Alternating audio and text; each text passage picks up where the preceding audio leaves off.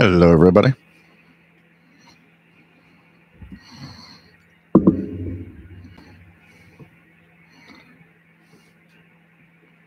Hope everybody is going all right.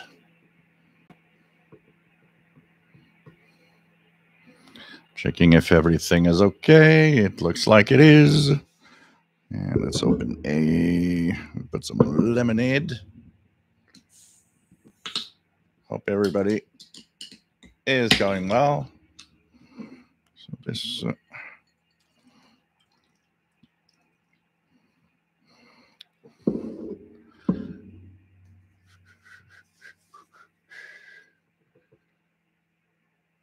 Time goes really fast this year. I can't believe that all the time that flies.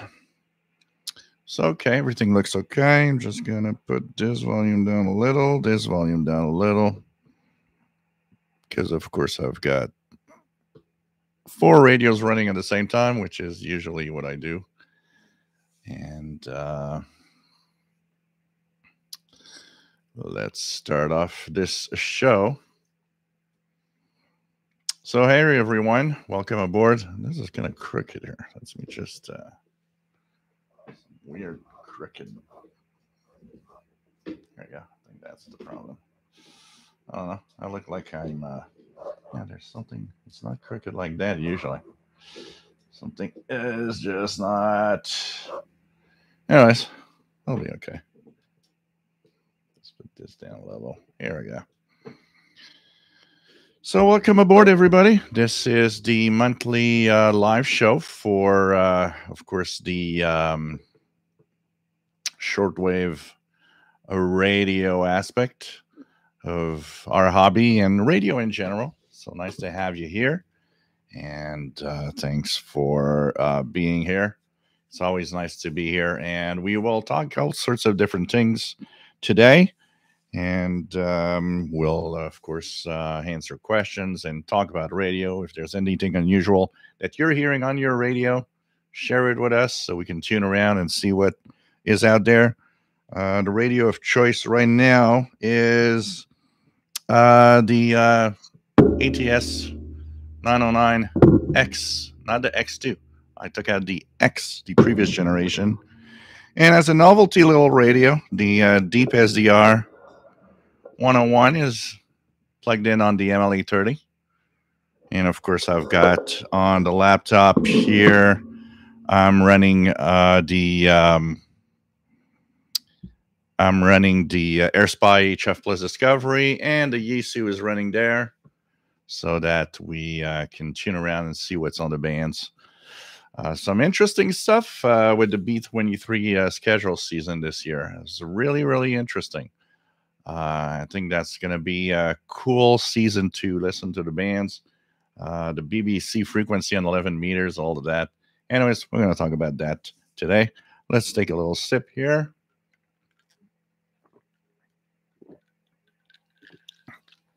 So this is a little bit of pink lemonade. It's not pink yet. It's going to be pink because I'm mixing it with, there's a little bit of orange juice in the glass. So welcome aboard. This is a live show once a month, the first Saturday of each month, and we're at 20 hours Universal Time.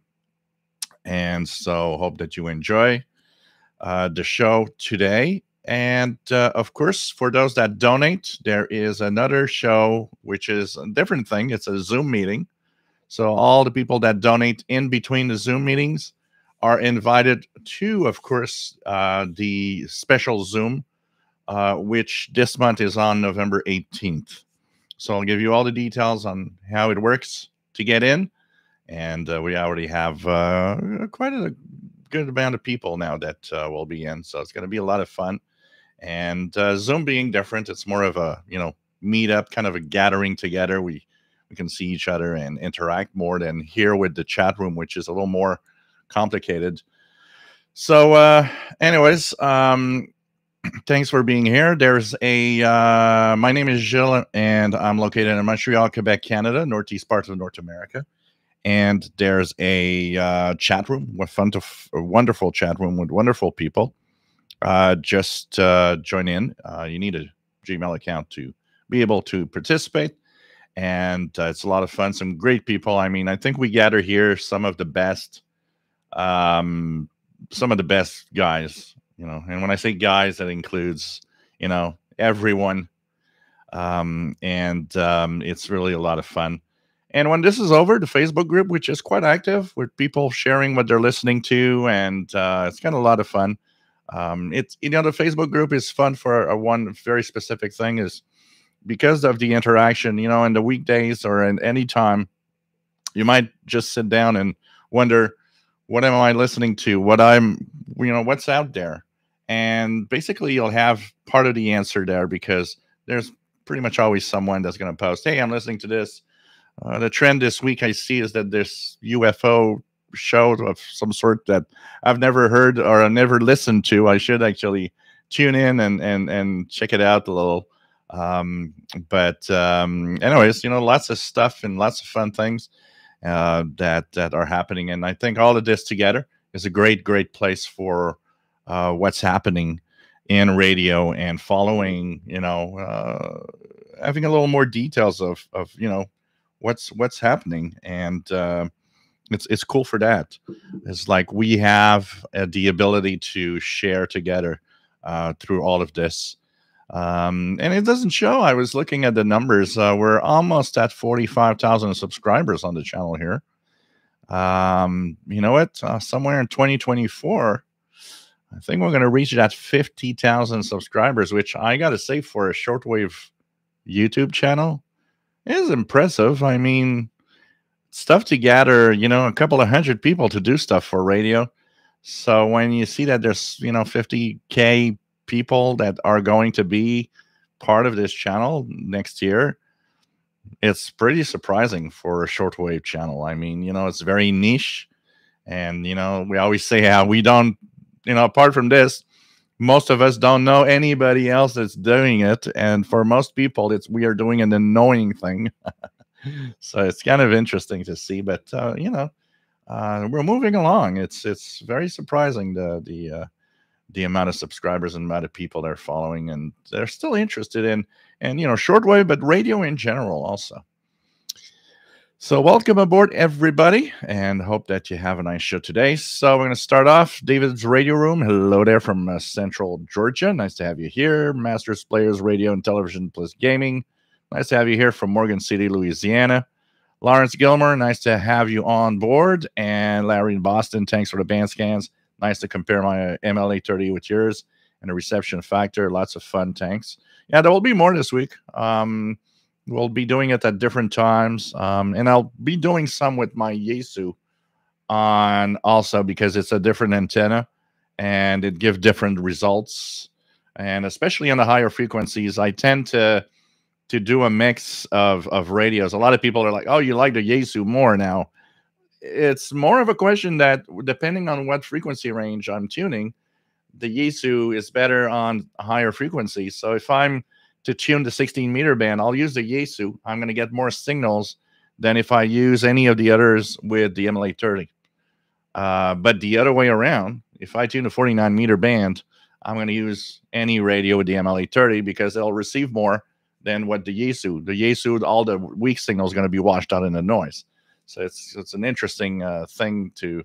I'm glad to have both, because of that interesting difference. I have capability of listening to the lower frequencies thanks to the MLA30, and I have capability of listening to the higher frequencies thanks to the NFET in the backyard, which performs better.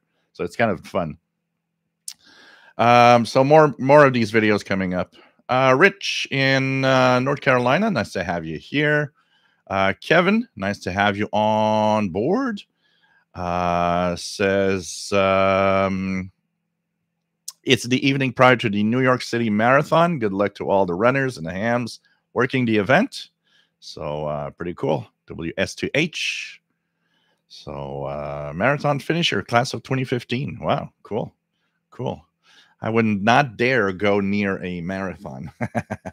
Although I did a lot of biking. I used to do, for maybe 20 years, I did 3,000 to 5,000 kilometers of bike every summer. So in a biking event, I would have been fine. In a running event, I probably will die before the end of the running event. Richard Wagner, nice to have you here from Chicagoland, 54 Fahrenheit. Here um, we're at. Yeah, I gotta just notice I gotta put back up my my weather station that I took down. Here we're at 9 Celsius, which is what, around 50 some Fahrenheit. Probably same type of weather, basically. Michael Langer, nice to have you on board. We have VT Radio, nice to have you here. Paul AA1SU. I saw you on FT8 last week or the week before. Don't remember what band. I sent a call, but you couldn't hear me. I'm trying to remember what band, but I remember I saw the AA1SU. I was like, oh, that's Paul. So nice to have you here. RY491, nice to have you on board. And just sadly, it would be too late for me. However, send my best wishes. Shortwave Archive, nice to have you here from Colorado. Jeff King, nice to have you on board from Jacksonville, Florida. And listening at work, pretty cool. Installing a ceramic coating on black truck. Oh, there's some activity on the U.S. Global Command.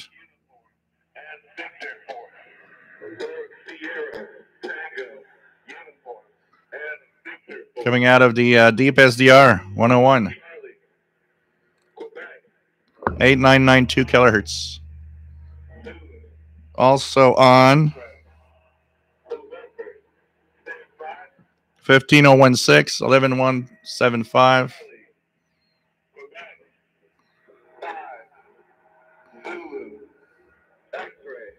So some activity on the U.S. Air Force Global Command frequencies. Dwayne, nice to have you here from Tennessee. We have Richard, nice to have you on board from Albany, New York. Says, learn something new from watching one of your videos. Well, there's always something that, even I, from time to time, have this, oh, look at that. Never occurred to me that this is a thing. Rob's Radio Channel, nice to have you here. Jean Arrache, salut, j'espère que tu vas bien. Nice to have you on board. Richard, is Santa going to be here for one of his famous Christmas shows? Probably. There will be a Santa. I have to, discuss the all the arrangements. You know how Santa is very busy, so you got to, make sure that in advance you tell him that he needs to be here so he can take some time off. But yeah, there's a good chance. RJDA Dakota, nice to have you on board. Sitting outside with my phone watching the big broadcast. Cool. Joe Tyson, nice to have you here from Apex, North Carolina, KM4WRQ. We have Canada Girl 1977. Nice to have you here and welcome aboard. Sal Domino, nice to have you on board. KM4PPV. J Projects, nice to have you here. Keegan DXer, nice to have you on board from Northwest Arkansas. Thank you, D. Matthews, for the generous donation from the UK. Thank you so much. Don't forget to make sure that I have your email for the Zoom. If I believe I do have your email for the Zoom, just it's an automatic, but I do have your email for the Zoom, and so it's on November 18th. What do we have? Terrence, nice to have you here. KD2ANN in New Jersey. And we have Radio Red October. Nice to have you here from Finland. Jay Watterson 69. Nice to have you on board, my friend. And to give you guys an idea of how well our Paul the Cat and Mignon. This is a little picture taken in my living room about an hour ago as they're sleeping one next to each other like this. So Paul the cat and Mignon enjoying the sun in the living room. So kind of cute little picture here. So that's how well they are actually. What else do we have? I'm gonna go down. Shortwave radio test channel. Nice to have you here. Glenn Danzler. Nice to have you on board from South Carolina. World Radio 8200. Nice to have you on board. We're going to talk about the Pirate Halloween Pirates. I'm going to go down the list first, and I'm going to have a little more few things to talk about here.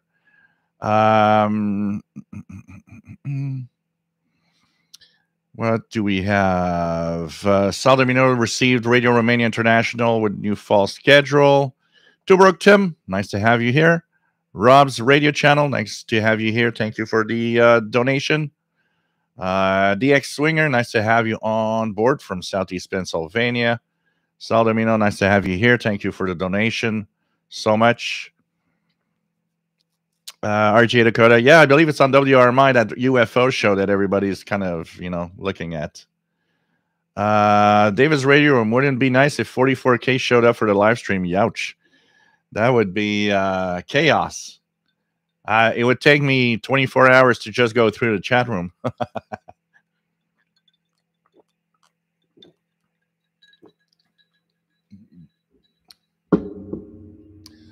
UFO show sounds good, says Radio Red October.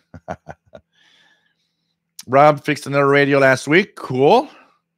And Two Broke Tim wants 44K hitting the like button. Wow, that would be amazing. That would be amazing. Dwayne, my mother has just passed away and would like to say thanks for the last 3 years I have been on this podcast with you. Mother was a invalid and I couldn't leave her at all. So thanks all. First of all, my condolences. And, the amount of times that I've received messages and from people that in there, all sorts of, we all have these hard times in life. It's not, life isn't just perfect and beautiful all the time. There are moments in life where we all have a moment of grieving, a moment, maybe something's not happening, maybe you lose your job or whatever. But so many times I've had people say, you know what, this live show is kind of a healing thing. It helps me forget. It helps me move on. And, if I'm, in any way I can help in that, it's great. I find it really, really great. Greg, nice to have you here. Says October 31st in Franklin, Wisconsin. 3 inches of snow on Halloween. Wow. Rob's radio channel found a problem on the radio today. Cracked tuning capacitor. RJ Dakota never seems to be scheduled at the same time each week. I have to more or less figure out when it's on.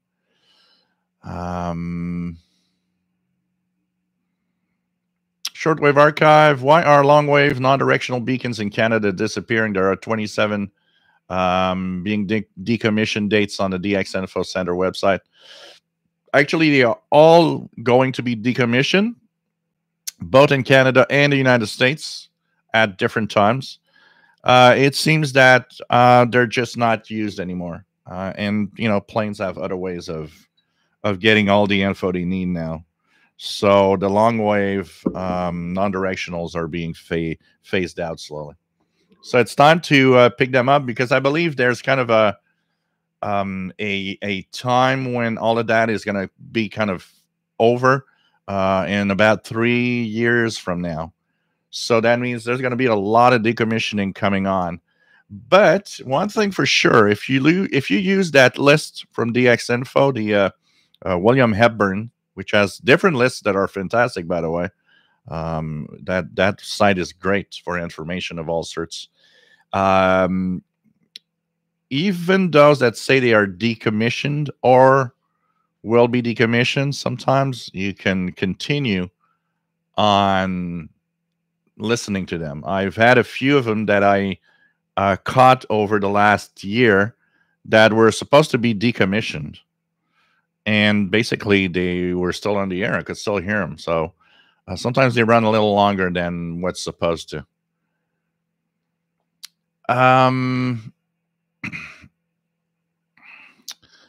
Video radio lives on FT8. I guess at some point we'll have a contact there. Vienno Marcel, salut. J'espère que ça va bien de l'Acadie. Nice to have you on board, my friend.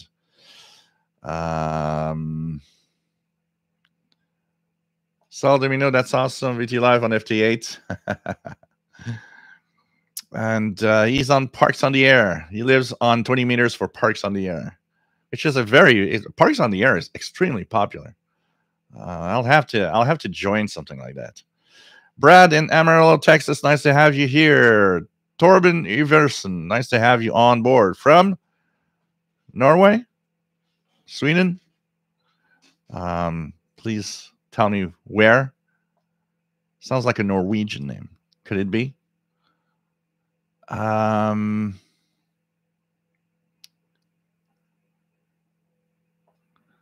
Richard says, I have a gift for Santa, but it has to go in his bag. Aha.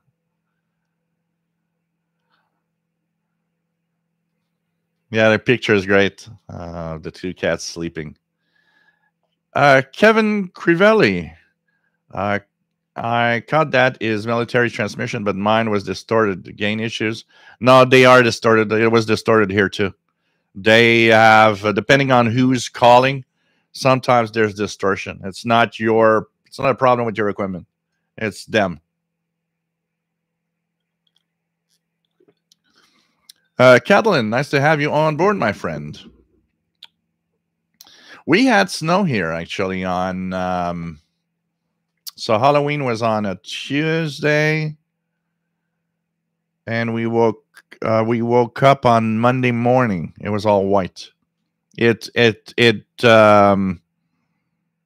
went away during the day, but we had our first snow on the 30th. When I woke up in the morning, it was all white. James Binder, nice to have you here. Robert Varner, nice to have you on board. KC2TEL.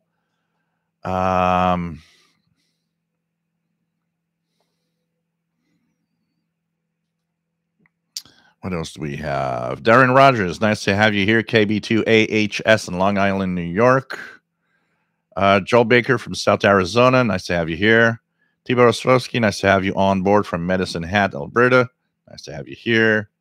We have... yes, you will be allowed in the Zoom meeting, my friend Rob. Any donation, it doesn't matter. So it's the amount. It's you're in. What else do we have? Tony Waldweasel, nice to have you on board from the Netherlands.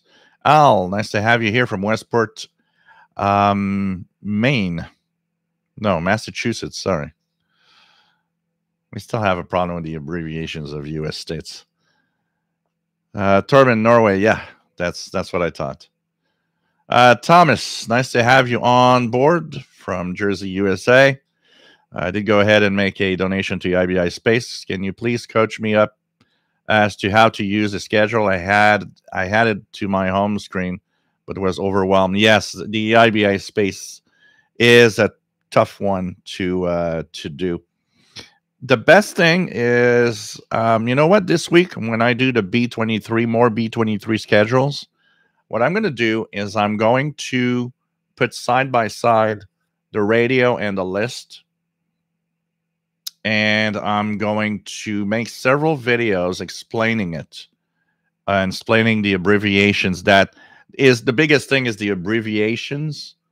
You know, what does it mean and where does what's all that? That's why most people use short-wave.info, because you don't have to deal with all of that. You just, enter the frequency or whatever, and it pops up. This is that station broadcasting to that area, and so on. And you got the maps, and and definitely it's easier. And definitely EIBI Space is the greatest list, is the one I like. But it is, when you get there and you have never used it, it's like, whoa. what exactly is this? So I think that's going to be the focus this week. I'll do some B23 band scans, and I'll actually show how I use the list, both for the band scans, and also I'll use the list to simply tune around and see what's on the air. So hang in there. The videos are going to come this week. I've done a few in the past, but I know that regularly it's nice to do more, for sure. Here, there's another.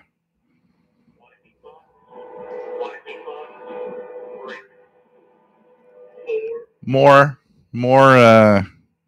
Air Force messages going through. KW1161, nice to have you here from Tucson, Arizona. Torben, so you're Danish, but now live in Norway. Cool. Shortwave Archive. Joe, did you get a Wooferton at 80 QSL? No, because I completely forgot the broadcast. I woke up, I did a few things, and then I looked at the Facebook group and I was like, oh crap, it was today. And I totally forgot completely.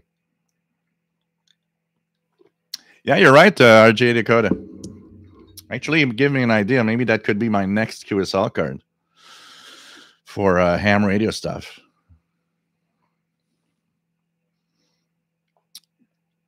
What else do we have? Joseph, nice to have you here from San Francisco Bay, California. And says, cruising around tuning the bands. Nice to have you on board, my friend.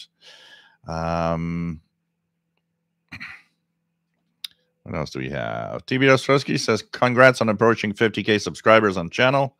Do you know how many are on at one time? What's your attendance record? Well, for the live shows, I always have the counter here so I can see how many people are there. I think our record right now stands at one time, 320-ish was the highest number I've seen. For the rest, the other things are statistics of, how many views and how many things a month. The typical views on the Shortwave channel every month stands at around, depending on, it depends a lot on my activity, of course, but anywhere from 150 to 250,000 views a month on this channel. And of course, the more I post, the more views I generate. But anywhere from 150 to 250,000 a month will be watching something. So kind of interesting. John in Tampa, Florida, nice to have you here. We have Simon Templar, nice to have you on board. What else do we have? Two Broke Tim, what do you think of using the rain gutters of your house for shortwave antenna? In my case, it wouldn't work very well, but in some cases it could. Like, for example, the little house next door. I was looking at the rain gutter that they have, and I was like, yeah, if I'd lived there, I'd probably hook up to it and see what it does. It definitely will work if it's not too noisy around you. That's the big question. How much noise you've got around your house. If it's rather quiet, actually it could work surprisingly well. I want to do a video. I'm going to try to do this week. I had an idea last week while looking in the backyard. So the fence in the backyard is a metal railing all around. And actually, what came up to mind is I should make a video like, could you use a metal fence as an antenna? Yes or no?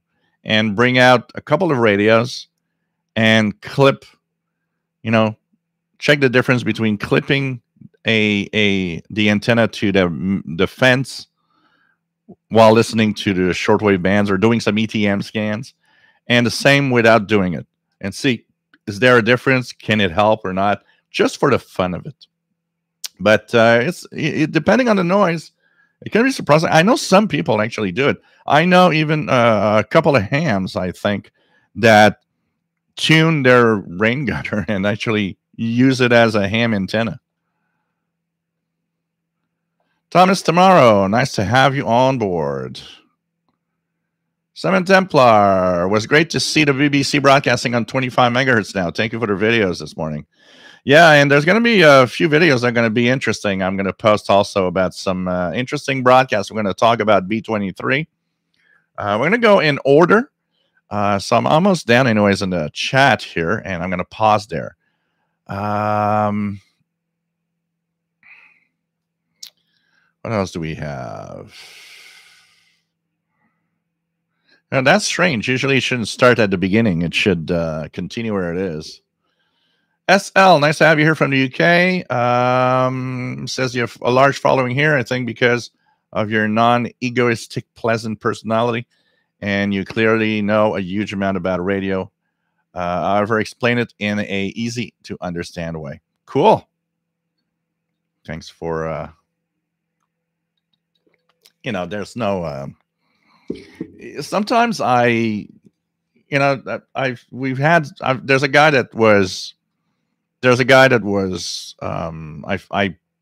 pushed out of the Facebook group, and he posted a lot, and it was great. But the big problem is I sometimes would correct a little something. I'm a little like Glenn Hauser. I'm trying not to do it too much, because I noticed that when you try to correct somebody, not everybody likes it. Some people are going to be like, "Oh, cool, I didn't know. Okay, thanks." But some people just take it in a wrong way, and that's not what I want to do or mean. And so we got to a couple. There were, he posted a lot. There was a couple of things that it wasn't right. One of them, he posted a video, and he was, saying there's a lot of noise, and all I said was, well, on the SDR play, I noticed that your bandwidth is at 12 kilohertz. It's too wide for shortwave broadcasts. That's why it's noisy. Put it down to 8 or to 6 kilohertz. You're going to see it's better. And the first thing that, and that wasn't the first time. I had corrected a few things in previous posts and tried to help him understand, but on that one, he ended up posting underneath, why are you harassing me all the time? And I'm like, I'm just trying to help. It's something I noticed. And I'm just telling you, if you put the bandwidth a little less wide, you're going to have less noise. It's all I said. And it became kind of not nice. Like, why are you harassing me? You're picking on me all the time and blah, blah, blah. And I'm like, no, I'm not picking on you all the time. You're posting 2 times more than everybody else. Maybe it's normal that I'm going to answer more often to you because I see more of your posts. But not negative, I'm just trying to help. So it ended up with, a comment like, well, I'm going to post less now, and I'm tired of this. And it picked me off. I was like, okay, out. I don't need that attitude. I don't need an attitude of, and he sent me this. It was like a book. He sent me this 80-page comment of how he knows everything and how somebody like him is good on the Facebook group because there's tons of people that don't know nothing on that group. And I'm like, yeah, look, there's beginners and there's, but, it was so long, and it was like, anyways, you're just picking on me and then blah, blah, blah. It's like, oh, please, please, please, please. Like, go away. I'm trying to help. I'm not trying to, and anybody that I will on the Facebook group or anywhere just comment or change something. I just want to help. I'm not telling you wrong, or I could be wrong. It happens. How many times here on the live show I said something and you guys corrected me. It's fine. I mean, come on. But I don't know. I'm trying to be as, I've learned also to back off a little. I noticed that, maybe just let be more. I've let go, and it's same with the reviews. I don't say anything pretty much anymore to anybody that says, "Well, you're wrong," and blah blah blah. It's like, fine, your opinion. Um, because what you notice is that you will talk bad about a radio, and people take it personally. It's almost as if I've offended you. It's like, look, I just state the facts. My reviews are the facts. They're not, well, I think that this is look at this bandwidth is too wide, and it's a fact. I notice it, I see it. It's not my personal opinion that it's too wide. It's too wide. I can see it. I could prove it if I want by comparing with another radio. It's so I've also over time learned to back off and just fine. All right, whatever. Give your point of view. I'm not going to answer back or correct you, or it's like, just post it. Fine. You're happy and I'm wrong, and okay, I don't care. So there's a lot of that, but it's the interaction with users and everything, and through YouTube and Facebook, the biggest problem with all of that is the fact that somebody is, on the other side of the screen. They're not in front of you. The filters go down a little. They'll say something to you, or they'll kind of say, oh, well, you're wrong and blah blah blah. But if you meet them in person, they would never tell you. But now they do, because hey, they got that, they're far away on the other side of a screen, and so there's a lot of that going on. But I think I try to do the best to have as friendly and as great of a place and conversation, and with all of you great people. We've lost people over years because they just couldn't bear with my way of being and thinking and talking, and that's the way it is. It's like in life. Do you like everybody in life that you've met? I don't think so. There are people that you probably met in your life that are like, yeah, well, I'm not going to be friends with that. Yeah. But, that's life. And we are all different. But you try to, there's a way that we try to put everybody together here. Benjamin, Sebastian, nice to have you on board from Cleveland, Ohio. What else do we have?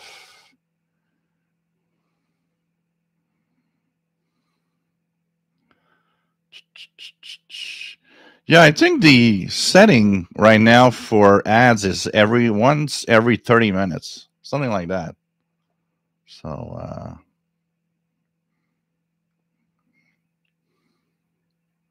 Terrence, done it, works. Yeah. Shortwave archive, BBC on 25-900, very strong S9 in British Columbia this morning. Cool. Shortwave radio archive, lots of Pirates Halloween and the weekend. Sean Sober, nice to have you here, Columbus, Ohio. DXing with my 14-year-old daughter and wife in the evenings using the Texan PL 660, studying for technician license. Love the radio reviews. Cool. Congrats, and go for that ham license. Art, nice to have you on board, my friend. Let me just find my spot that I just lost. So, Hart, nice to have you here. KD2ADC, New Jersey. Benjamin says lives in a condo, trying to figure out how to put up a shortwave antenna that can be seen by the homeowners association. So far, I've not had any luck. Do you have any ideas? An MLA 30 plus, it's easy to conceal in a plant, or if you have outdoor plants, easy to conceal in a plant, and nobody will notice you got it, and it will work fine. That would be my suggestion. If I could not put an antenna up here, I would have some plant on the balcony, and I'd shove my MLE30 in it. Nobody will notice.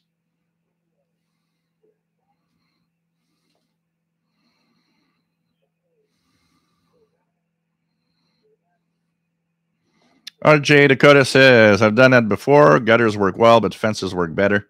When I was young, just for kicks, I used a crystal radio connected to a huge chain link fence that went for dozens of meters. I did the same. I had the little Radio Shack crystal set, and I remember when I connected at home and different things and grounded on the cold water pipe and all of that, I'd get some stations. But boy, when I'd go outside and clip the antenna to the metal fence, oh boy, that was good. Danny Shortwave, Radio DX. Nice to have you here from Yonkers, New York. And no, it's not an electric fence. Don't worry. Man. John in Tampa, Florida. Nice to have you here. We have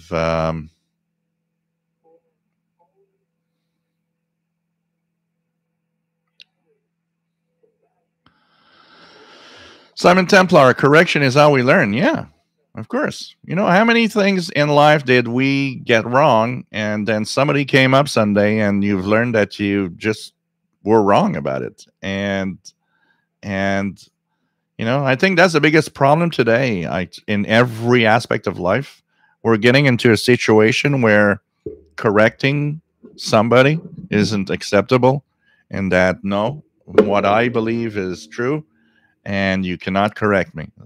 I think we have to open a little more our minds a little more. Radio Kid, never thought about using a rain gutter, but it's very noisy around me. Yeah, that's the big thing with the rain gutter. Is if it's noisy around you, the rain gutter is unfortunately not a good idea. But if it's quiet, could be very surprising. RJ Dakota, magnet wire might work, but I would want it visible enough for birds and animals not to get caught in it. Yeah.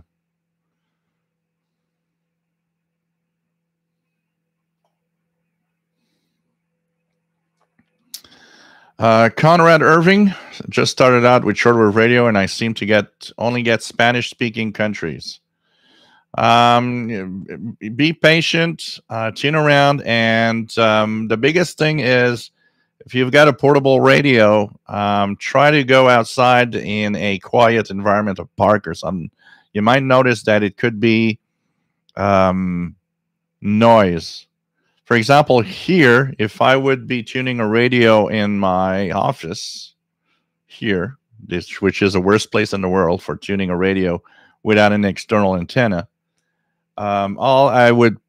what you'd probably say now is, oh, all I hear is religious broadcasters. You know, the only ones that are breaking through the noise here. Yeah, but remove yourself from the noise, and there's a lot more. And that's the biggest problem. The noise is killing the hobby, and it's tough to explain that to somebody that's new, that maybe you have too much noise around you. Shortwave Archives, got Voice of America, good signal in-house on 13750.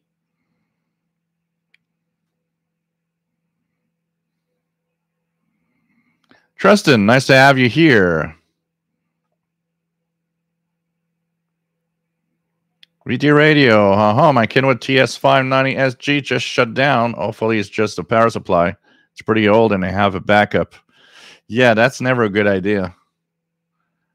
I had the old Pyramid 30 amp switching power supply, which I never liked and is very noisy. And I put my my Yaesu TS450 that I was using before I was using the FT DX10. And when I was transmitting, it was shutting down. And I was wondering, and I noticed that there's a power supply that's faulty.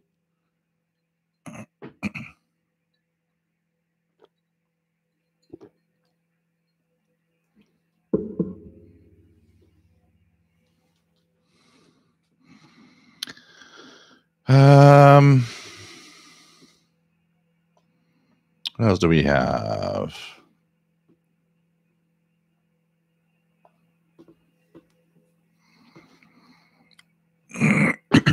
Kevin's thinking about setting up an open web receiver system into my friend's farm.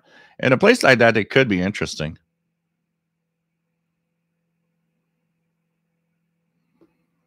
Honestly, for a reception, you don't even, I never think of an antenna as something that's costly, because for a lot of just receiving, if it's not noisy where it is, just put as long as a wire that you can, and that's it. Richard, to record on SDR Uno, is it necessarily to load plugins? Not sure how to do that, or will it change other settings already there? That's a good question. I need to check it out. I've not used that feature. I think that would be something to take note of in order for making a video out of it. By the way, guys, Don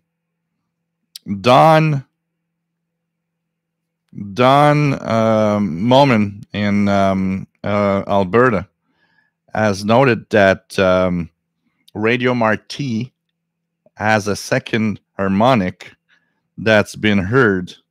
Not even a second, a third harmonic on 35. So what was it? 35790, which would be technically some harmonic or some mixing product of their frequency. So 35790. Pretty interesting. Let me just try something here. I haven't tried it. Good. 35790.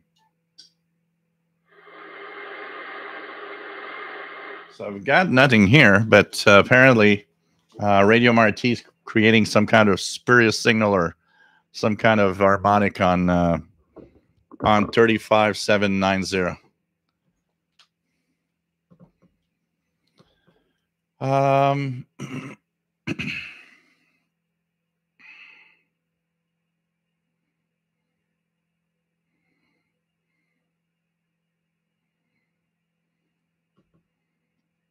What else do we have here?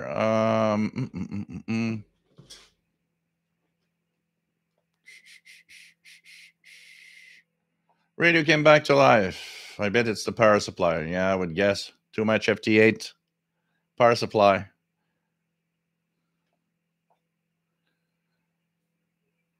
Radio Prague expanding the from WRMI. There's a schedule 15 UT in Russian on UAE. Yeah, I've seen that. There's a broadcast through the United Arab Emirates. Yep.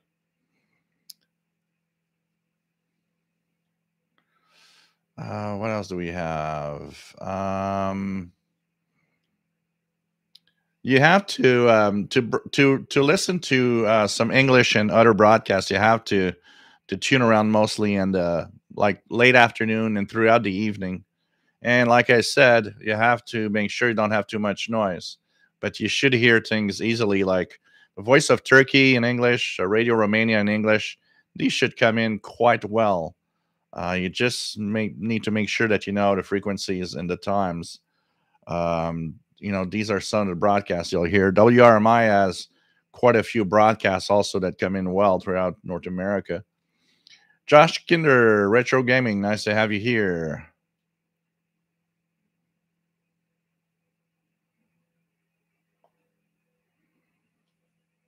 An MLE30 in a plant sounds like Huggins Heroes thing.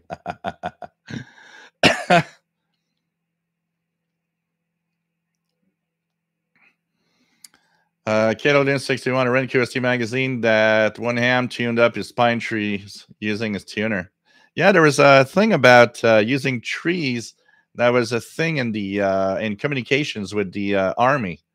They could set up a makeshift transmitting station using trees, palm trees, I believe, or something like that.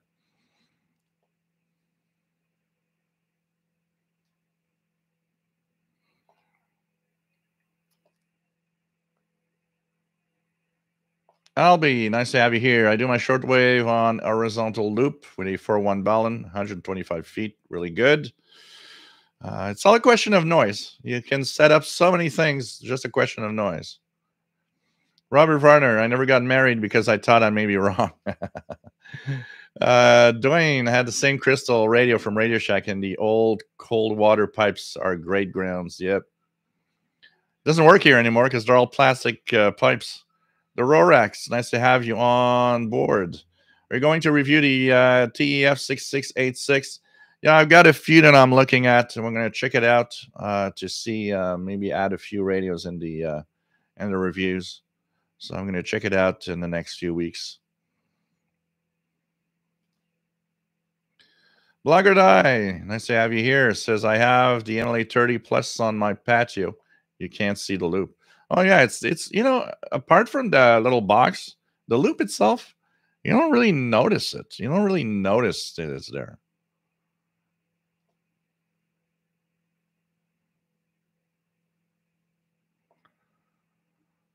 The Matthews, my NLA 30 is on a roof. Nothing technical, professional. It's just a piece of white plastic plumbing pipe, zip tied to a secure point. So it seems to have withstood high winds and storms. Oh yeah, mine's going to be at its fourth winter now, I think. It's pretty crazy. Yeah, Jeff King, definitely. If you've been listening to shortwave in the 80s and today, yeah, there are less stations, but there's still a lot of them. And the problem is that you don't hear them, not because they are, um, you know, because there's nothing to listen to. There's actually a lot more to listen to than people think. Problem is the noise is washing it out. So you end up with just the strongest ones, which are the ones you don't want to hear usually.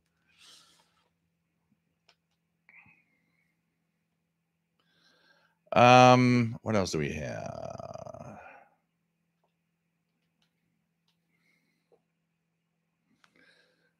Shortwave Market. What is the SDR that use, and do you know where I can purchase it? That I use? Can you clear up the question?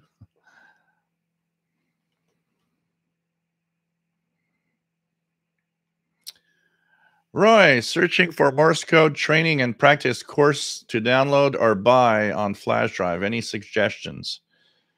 If you have a smartphone, there are many apps that you could actually download on your smartphone for Morse code training, be it iPhone or an Android phone. That's where I would go. As for training, um, I don't know. I know there's one which is a CD. Do I have it here close? I got one from it's Skip. Skip that sent me this, and it's actually really good. But you need to have at least two, because I took all the files and put them on my computer. But this is by the ARRL, I believe. Your introduction to Morse code, and which is made by the ARRL, which is pretty good. It's training you to hear patterns, basically, so that you slowly get used to the patterns of the different Morse code, characters like the letters and numbers and so on. But if you have a smartphone, check for apps on your smartphone. There's quite a few of them to practice Morse code and different speeds. And if you want to have fun and do it, check, and you want to do it with radio, it's even more fun. Check for the ARRL Morse code practice lessons on the radio. They're every day. And depending on the day, you'll have different speeds from very slow speeds to high speed, which is also another way of doing it, kind of fun.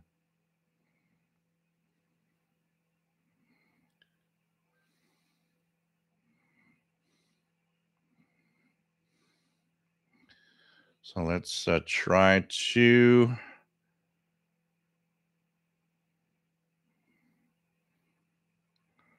go down. Okay, what do we have? Tony Poloni. Also use magnetic loop for shortwave. However, it becomes tedious having to tune the capacitor constantly when changing frequency. But take an MLE30, man. You've got one with a capacitor. An MLE30 does not have a capacitor. It's an amplified loop. It receives all the bands, no capacitors, no tuning. You just plug it in and it works. You could also try a passive loop like the U-loop. Tristan, I've been playing with my new U-loop. Works okay on a noisy environment and works great in quiet environment. One odd thing, I find it works much better on the PL330 than PL600. Yeah, because the U-loop requires a high gain receiver. So it is not going to work well on every radio. It is made specifically for radios that have high gain. So it could be that the PL330 has better gain than the PL600. It doesn't work. You know, it's like when you look at the whole Westinghouse radio here, this thing doesn't work with an MLA30. I've tried to plug it in several ways. It just doesn't like it. It doesn't. It will work great, though, with the end-fit antenna on my Yaesu. So, you know, it's those little quirks of antennas. KW61, my new ATS 120 works better than I first thought. Going to upgrade the firmware soon. What else do we have? Tasso V, nice to have you here from Queens, New York. 45 unit, nice to have you here. Oh, that is, so this here is the Yaesu. It's not an SDR. This is the, this is my Yaesu FT DX10. It has its own screen, and I can actually plug in on an external screen. That is not an SDR per se. It's my transceiver. It's the screen from my transceiver. But you can have things like this, which is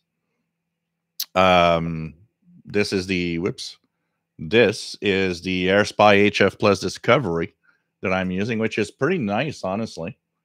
That you can try. There you can actually get it. You can get the AirSpy HF Plus from the website.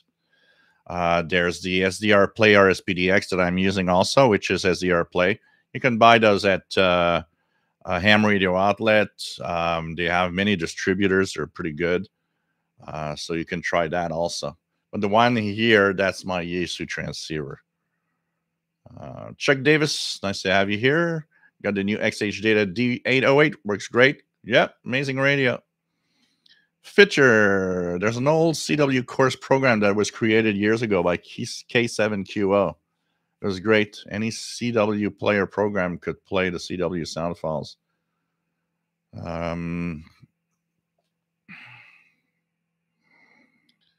Kevin, can I use a LNA with the MLA30? No. The MLA30 is the MLA30. It has a low noise amplifier. It is an amplified antenna. So you don't put a low noise amplifier on a antenna that has an amplifier. It's already amplified. So you don't need that. The MLA30 is an amplified loop. So the antenna is itself an amplified. It doesn't need another amplifier, because if you amplify the amplify, it's not going to work, because it's not going to work. The MLA30 is not going to have its power and everything. MDK2, nice to have you here, Matt, from Colorado. Tasso V says, being near New York City, I hear 880 kilohertz WCBS pretty much anywhere. Their signal on the shortwave bands. Other than that, the XH Data D219 is okay. Yeah, on the D219, I have a video where I went to do a little bit of radio outdoors, and man.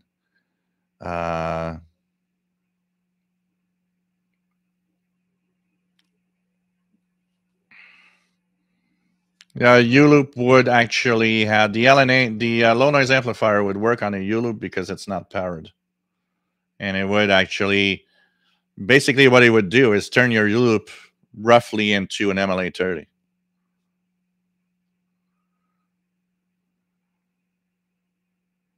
No problem, Roy. UTV and Ham, KD9WNV. Nice to have you on board from Wisconsin. Cheers. Joe Pastor Gomez. Nice to have you here from San Diego, California. Radio Kid, how do you know if you have a high sensitivity receiver? Is there a minimum sensitivity number that makes it high sensitivity, like less than? If you mean because of the U-loop thing, it's the way the radio is designed, because they're not all designed in the same way with their antenna input. And so it doesn't mean that they're not the same sensitivity.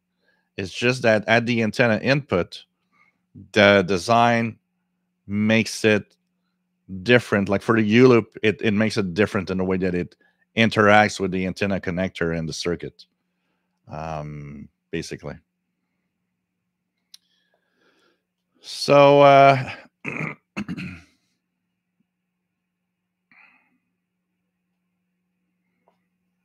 TV Ostrowski, I bet that the official shortwave channel responsible for 80% of all MLA30 sales worldwide. Oh, man. VD Radio back in business with is Astron Power Supply going to take the old beast outside and blow the 30 years of dust and hair out with my air compressor. Yeah. Yeah, maybe it's overheating because it's just too bogged down. It's like when I would go and fix, desktop PCs, and people say it shuts down when I do things. Yeah. It's got 3 inches of black crap gooey stuff inside it. Time to clean up.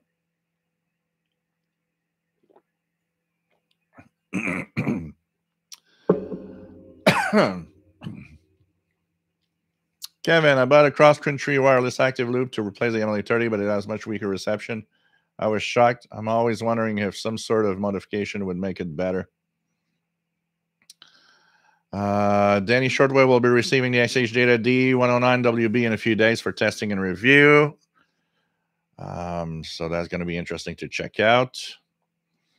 So I'm going to stop here for a second. I will do my little PR thing. So guys, if you enjoy this, if you enjoy the live shows, if you enjoy me being on the air, doing videos, doing all sorts of things, buying radios, reviewing them, you can help out. Nothing is free in life, unfortunately. So, of course, there's the super chat that some people have used today here on the channel. There's also the super thanks. So when you see a video that you appreciate, that helped you a lot, you could click the little heart icon and donate. And one of the best ways is through PayPal. PayPal donations are accepted here. The nice thing about PayPal donations is I get 100% of it. On YouTube, YouTube does take a cut off, but it's fine doing it whatever way you want to do it. So if you want to actually send a PayPal donation, if you appreciate what I do and love everything that I do here and want to help out, and it adds one bonus, you will be invited to the Zoom meeting that's coming up in 2 weeks, November 18th at 20 hours Universal Time. Going to be a great, great Zoom meeting. And we're going to do this every 2 months. Every 2 months, there'll be a Zoom meeting. And every 2 months, we'll gather everybody that has donated whatever amount, and we'll do a Zoom together and talk radio and so on. So the Zoom is for the contributors of the channel. And of course, if you like what I do and find it valuable, well, why not help out? It's much appreciated. Okay. What else? Fair price for an MLA30? Yeah, 40, 50-ish. You could maybe find some that are less. Just make sure you get the one with, all the cables, the bias T, a USB power cable, not the one that has like just two wires coming out, and because there's seems to be more and more of these weird MLA30s coming out. So we got to just make sure that you take you're careful which one you were going to take. There's some fake ones, or there's some not I'll call it non-standard ones. Unfortunately, a few people have come across those, so it's got to be careful.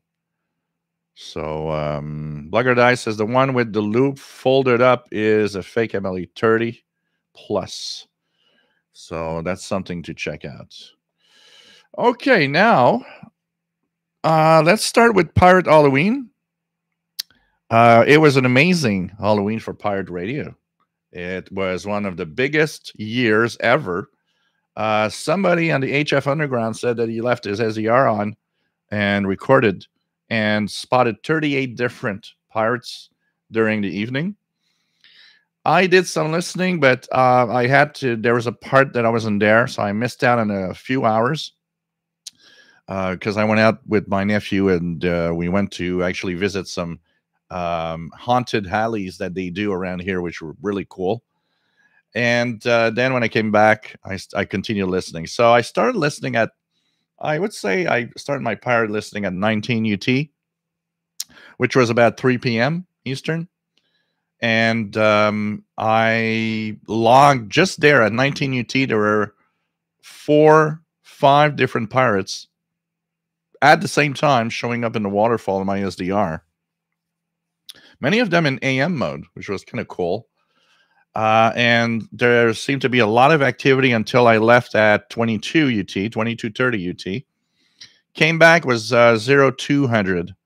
And usually it quiets down at that point. But no, there was still a lot of pirates going on. One cool one was XFM that was actually displaying Mix Radio International, XFM logo, and all sorts of things going through a waterfall. If you had a SDR, you would see that. It's something that anybody using a standard radio missed out on. But anybody using an SDR, you could see the waterfall, these characters and all the text going through, which was kind of cool, actually. It's a great way to use a signal and send more stuff. Really, really cool with the SDR. So there was also, I heard Undercover Radio, which had the Flying Dutchman special. That came out 2 times apparently during the evening. And so, most of the pirates were very strong too. The propagation was good. So amazing pirate night. I don't know if some of you have logged some, but it was really one of the biggest pirate evenings I've heard ever, almost ever, I'd say. It was pretty crazy. So kind of cool, honestly. Kind of cool.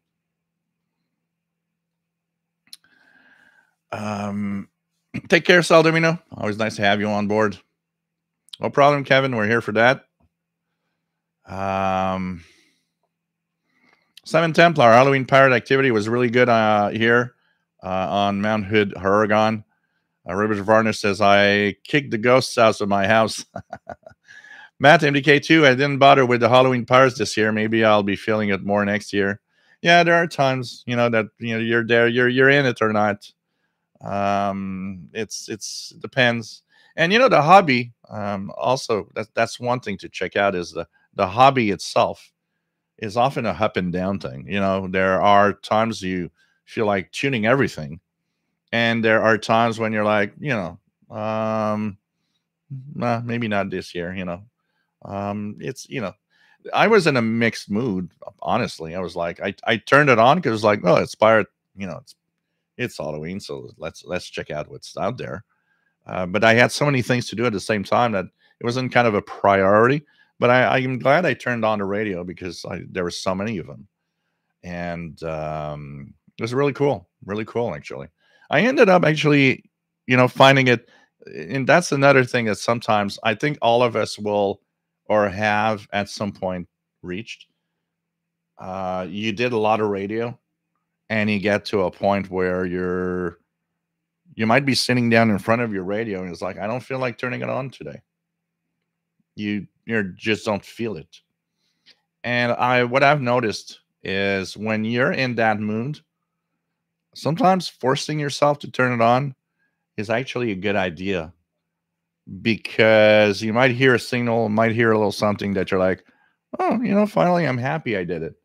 It's cool, and I heard tons of things that are really nice, and you end up having a great evening. And like on Halloween, when I came back and turned on the radio, because usually what I do is like watch scary movies and end the night with that. And this year I didn't do that, and I ended up turning on the radio and checking if there was other pirates, and I actually ended up having fun, and I'm glad I did it. I was like, yeah, okay, it's kind of cool finally.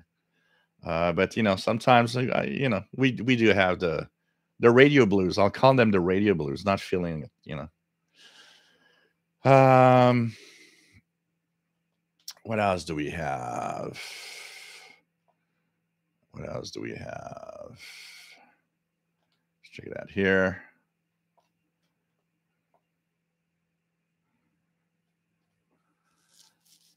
So, Greg's going to ask for a MLA30 loop for Christmas. Cool. Torben, I have a question. The other day I was listening to the buzzer, and a guy in the chat claimed to be the pirate. I asked him to prove it, and 1 minute later, my name was over the buzzer signal screen. How the heck did he do it? Yeah, it's simply that he's one. So over let's start with the start. Since the invasion of Ukraine by Russia, the buzzer frequency has been active with other pirates that are pretty much there, and they are doing all sorts of things on the frequency. So what happens basically is that if you are using an SDR, the waterfall part of the SDR, which is basically the bottom part here, what the pattern you see there is the pattern of the noise, the audio noise, and the radio signal. So what you get and what you see there, depending on the audio that's played and the different radio frequencies of the audio, will interact with that waterfall. And that's why if you see a single sideband signal, it looks different than an AM signal, because the waterfall actually reacts to both the RF that it's getting and the audio's interaction with that radio frequency signal. So it changes its pattern on the waterfall. And when you get used to it, you actually can identify many digital modes just by looking at the waterfall and looking at what they look like. Now, because that is something that reacts to radio frequencies and audio frequencies, some have found a software way of being able to take that, send a radio frequency signal, but inject in it audio patterns that can do things. One of the things we've seen a lot at the beginning of the Russian-Ukraine war was on the buzzer frequency. You could see skulls go through, things like that. So it's simply that he's got the software that he just enters what he wants, and it will show up. It will create the radio frequency and the audio frequencies required for your waterfall to show your name, a design of some sort, and so on. It's funny because people see that and they're like, how the hell do you do that? Well, it's simply playing around with the patterns of the radio frequency signal and the audio at the same time. So what you saw there is he's got all it takes that he probably just typed your name, for example, and Once it's done, he transmits, and your waterfall will show your name.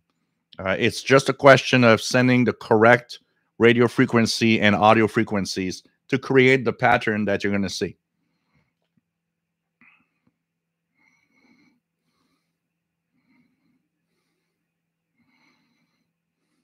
Ricardo, nice to have you on board from Portugal. John Earnshaw, nice to have you here. Hope you are well also. M0JFE.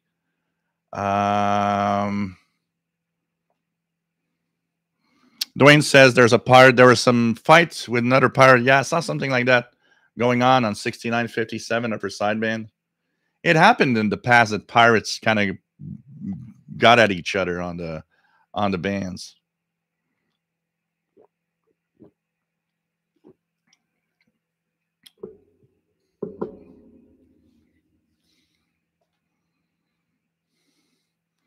Yeah, there are many broadcasts that actually use audio patterns to create these patterns on the waterfall. Also, yeah, definitely. This is a music show. Yep. Tell Lunar, what's a good place to get the MLA 30 Plus with the least risk of getting a counterfeit? I would probably buy it on Amazon for its very high and good success rate of return if you're not happy. I would guess. But maybe somebody's here bought one recently and can share a link. You know, I should actually go and I want to order one and see how they are today, because mine are 4 or 5 years old now. Maybe I should actually order one and share with everybody where I got it, so that people know, you know, okay, they're from that, because you know, even on eBay, there's a lot of places to buy it. Some are great, but you got to be careful. MDK2 Wolverine Radio did their Halloween show last Saturday. If he goes back to doing it on Halloween night, I'll definitely be more inspired.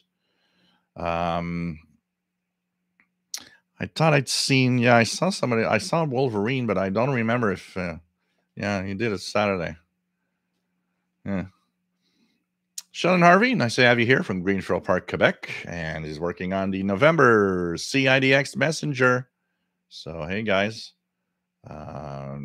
there's a club that is called the Canadian International DX Club, and you can actually get a sample copy of the Messenger if you haven't had one already. And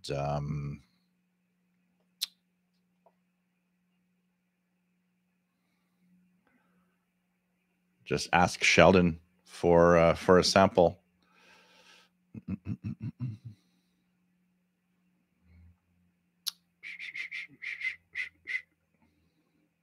So VT Radio cleaned up the old power supply. KWN 61, 15 minutes of international TV coverage of events. It does it for him. Yeah, today is pretty crazy, I gotta say. Radio Waterfall Graffiti. I like that. MLA 30 manufacturer name is anybody's guess. They come out of some Chinese manufacturer somewhere. There's no official name to it. It's the MLA 30. Darwin, thanks for explaining, because I did not understand how he did that. Yeah, so that means he just used his transmitter and sent the correct pattern. You know, it didn't come from, what you saw didn't come from the buzzer itself. It simply came from his transmitter that he used to broadcast over the buzzer's frequency. Graf Baltar, nice to have you here from Germany. Just realized that in the 90s, at this time, Saturdays, I would listen to Double Exposure on Radio Canada International. Yeah. Yeah, like Blogger Die says, the hard test broadcast had some pictures visible on the waterfall. It's the same kind of thing. Matt says, I miss This Is a Music Show, but it lasted a long time for the hobby.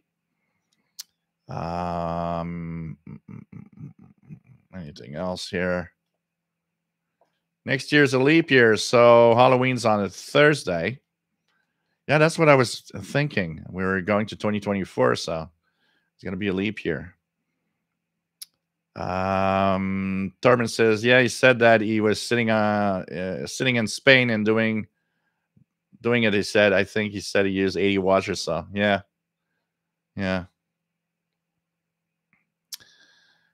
Sean, just curious, is anyone using the BHI noise canceling products? Do they clear up the audio coming out of the radio?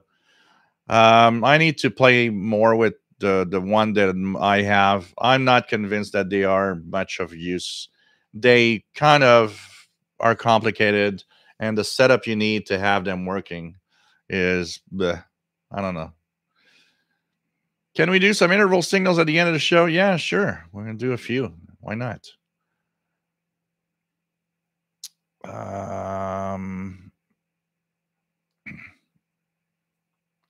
Justin, has anybody heard any word on this year's time change for the 3 or so years? You always heard that it was going to be the last time change. Yeah,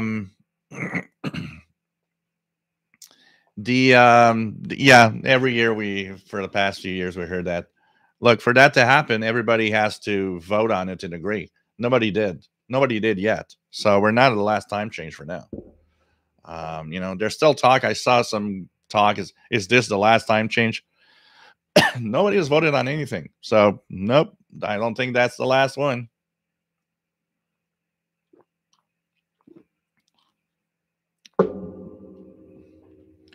So to continue on with a few things, B23 schedule observations that are really cool. So you probably saw the few videos I posted today. BBC World Service 25900. That is cool. Very happy for that frequency because, dang, it is really, really coming in well here, and it's going to be, hopefully, with the correct programming. I don't know what's going to play at that time in the weekdays. It's going to be a great winter of listening to BBC here from 16 to 18 UTC. So 11-meter band. On the 823 schedule, they were using it, but they were using it at the time that I was still asleep when they were on the air. This time around, the time they've chosen is kind of nice.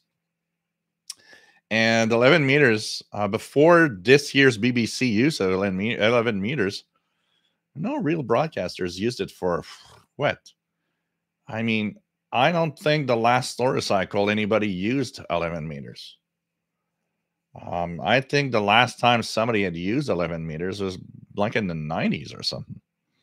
And even further back, like I was saying in one of my videos today, is like, it's kind of cool to see that you have 11 meters. It reminds me of Radio RSA South Africa on back on the 25790 back in the day.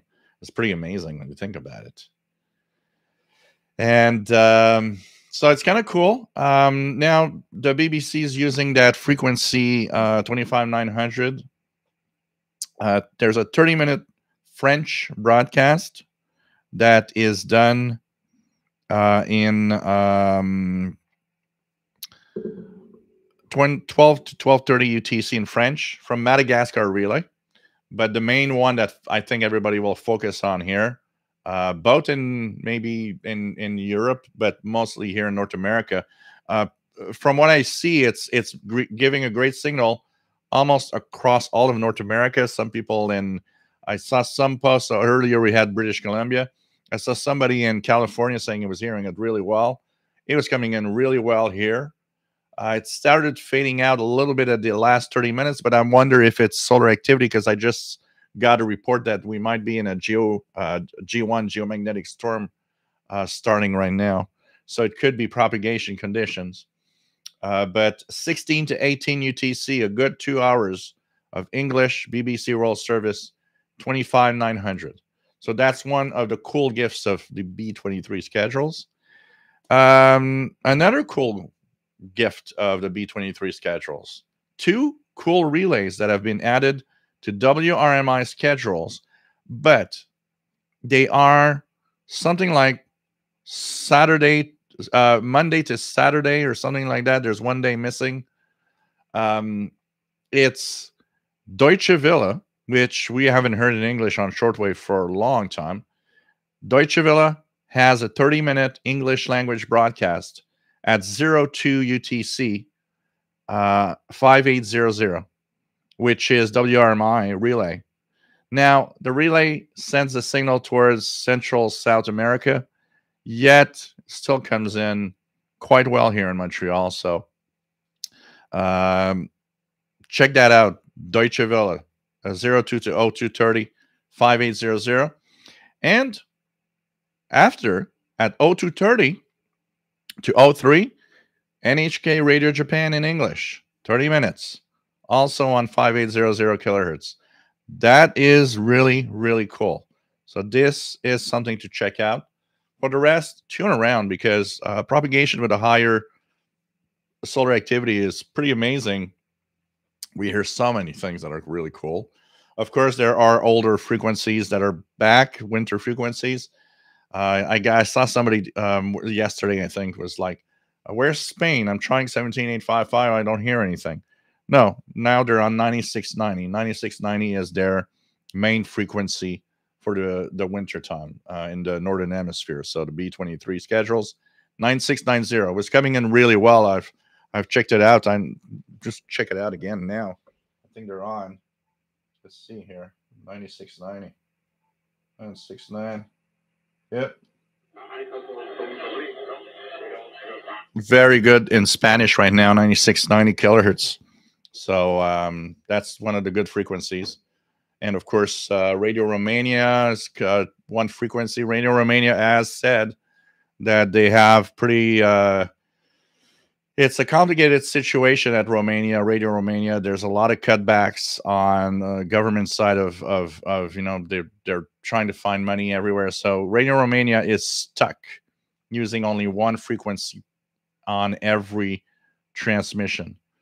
So in the English to Eastern North America and to Western North America, only one to choose from, which is sad, because when they use two, sometimes one is better than the other, and you can switch between one or the other. But now when you got one, they seem to have chosen a good one. But it's the sad part of just having one choice. So pretty cool. B23. The other thing I want to mention is my first ever contest on amateur radio. Out of the blue, actually, it's Sheldon Harvey's fault, first of all, because at first I didn't want to, and I didn't even think about joining the CQ Worldwide SSB contest. And then he mentioned, there's a CIDX listeners contest that was done with the CQ Worldwide SSB contest. And out of the blue, I came with the idea of, wait, it's not because it's a contest that you have to be in contest mode. Some are, and they want to, be on the top. But how about just getting into the contest just to make some cool contacts with some cool stations everywhere? And that's the spirit I got into the CQ Worldwide SSB contest. And I thought, I'm going to do this for an hour or two, and, it's going to be over. Forget it. I started contesting on Saturday morning. It just went on all day. I couldn't stop. I just couldn't stop. And I did the same on Sunday. Ended up with around 200 contacts, which was really cool. About 30 DXCC countries. Quite a few nice places that to contact. That there's a lot of exotic stations on the air. My most prized contact, and I wish that person was there at that time, because I once was told by someone that, oh, well, 100 watts with an end-fed antenna, you're never going to contact Australia voice. That's why FT8 is important. And, I mean, I have Australia a dozen times on FT8. But voice is more difficult, definitely. Well, I made a contact with Victor Kilo 4 Alpha, SSB voice on 10 meters. I answered his call, and I was so amazed to hear him call me back. That made my weekend, honestly. So I've got a Australia SSB voice contact. I'm happy. So around 200 contacts. I send in my logs this week to the CQ Worldwide website. And what it actually made of me is, now I'm hooked. And for sure next year I'll be there. But I want to be there a little more serious next year. Not necessarily being a big contester, mostly kind of having fun, but making more contacts and trying more exotic stuff. So it's cool. Honestly, I had loads of fun, and it was really, really nice. It's so funny as a contest because everybody has 5.9. You just give out 5.9. You don't, the hell with it. But it's, you get this guy trying to get your call 25 times, and it's like, yeah, 5.905. Yeah, 5.9. A lot more like, more like 2.4, 2.405 or something. The number of times he asked me to repeat my call, and I was not 5.9, that's for sure. But it's a contest. You just go with the flow, and it was cool. I really enjoyed it. It was fun to have the bands filled up. My highest, actually, there was Rich McVicker that said, I was on 15 meters, and he says, it's fun to see the band full up to the brim, up to the higher frequency of 15. And I told him, well, same for 10. My highest contact SSB voice on 10 last weekend was 28,985. I made a contact. I think it was a Brazilian station. I was like, wow, 28,985. We don't make contacts that high SSB voice very often on 10 meters. It takes a contest for that. And the bands were full. 10 meters was great. 15 meters was great. 20 meters was really good. I did a little bit on 40, but the problem that I have on, I told you guys that below 10 megahertz, I'm going to use the MLA 30. There's a reason why, noise. So same here for the transceiver. If I'm on 7 megahertz, 40 meters, my noise level is too high. And 80 meters, forget it. Doesn't work. So anyways, had a lot of fun. Really, really had a lot of fun. Matt, MDK2, I never heard they'd end DST or time changes. Congress has to pass a bill and the president has to sign it. That will get a lot of press if that ever happens. Yeah, you know what? Last year, they had started talking about it and wanting to pass one of those, laws to Congress. And I think it just faded out somewhere in between. We're stuck in daylight saving time change and all of that for a long time. No move in Arizona. Like here in Canada, I think Saskatchewan doesn't move. So, well, actually, Fitcher, it's not that. Here, I remember the Prime Minister talking about it. And the Prime Minister said, if the U.S. does it, we will follow. Because of the trading going on between the countries, it's better that our time is always synchronized correctly.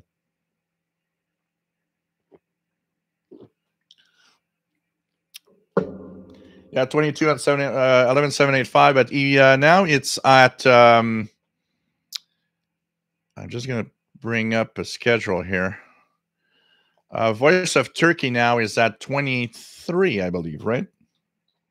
That what time they are now? Just go here at broadcast. So now the voice of Turkey, which was 22 hours UTC, 11785, is now, let me check that out. Yeah, voice of Turkey is now 23 to 24, and it's on 5960, 49 meter band. 5960 is what they're using, which is quite low.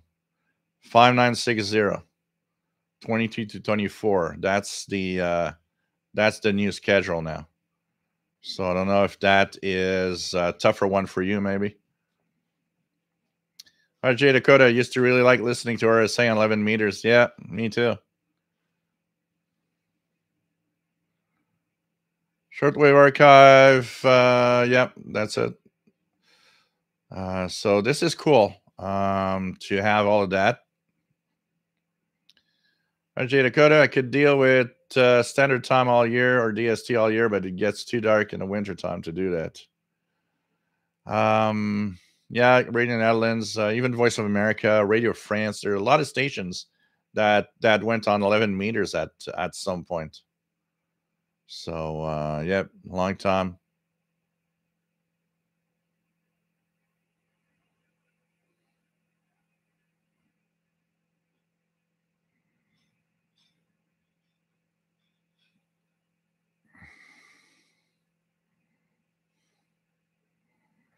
Rosary channel has here a question. Anyone is medium wave recreating radio stations again on medium wave lot on tonight?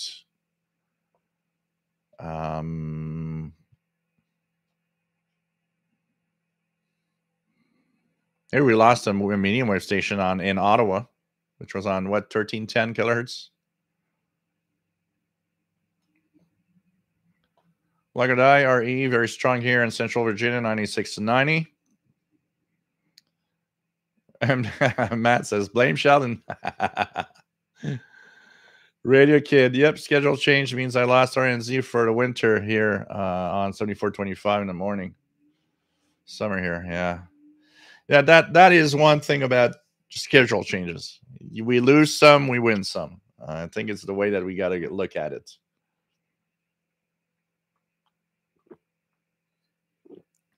Radus, you too, from Romania. Nice to have you here.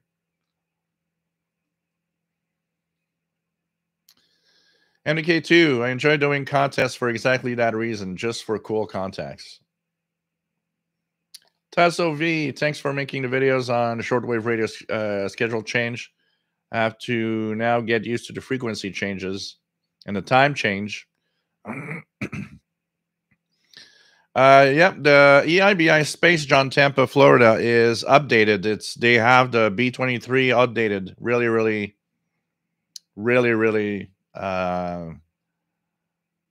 up to date. So you can follow EIBI Space, which is really up to date now.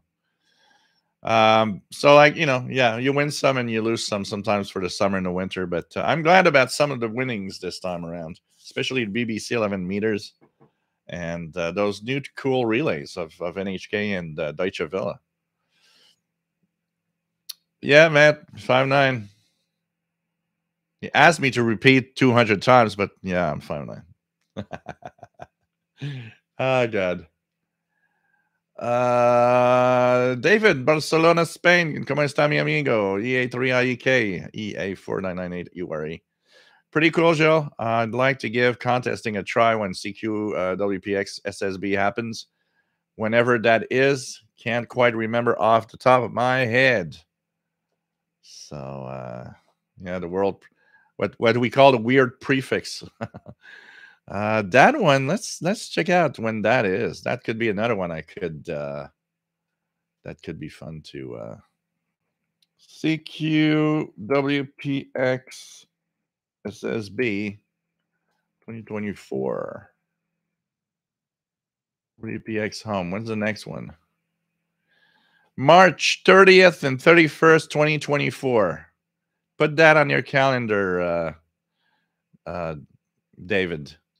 March 30th and 31st, 2024. CQ Worldwide World Prefix Contest or Weird Prefix Contest, we'll call them, is when it's happening. Well, that could be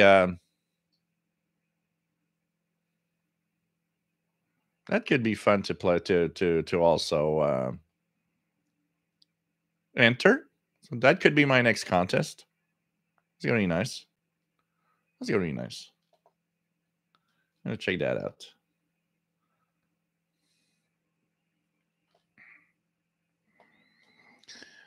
Erwin answer. I follow all your channels from Windows to Shortwave and amateur radio. I'm doing my amateur foundation test in about 2 weeks. Will be a VK3 call sign. Cool. Good luck, and it'll be nice. Maybe we could someday do a contact on the air. Radio Kid, Texas PL606 ETM scan, 36 signals on stock whip, standing on deck, 47 signals with alligator clip. With the rain gutter, I had to try before sundown. Pretty cool.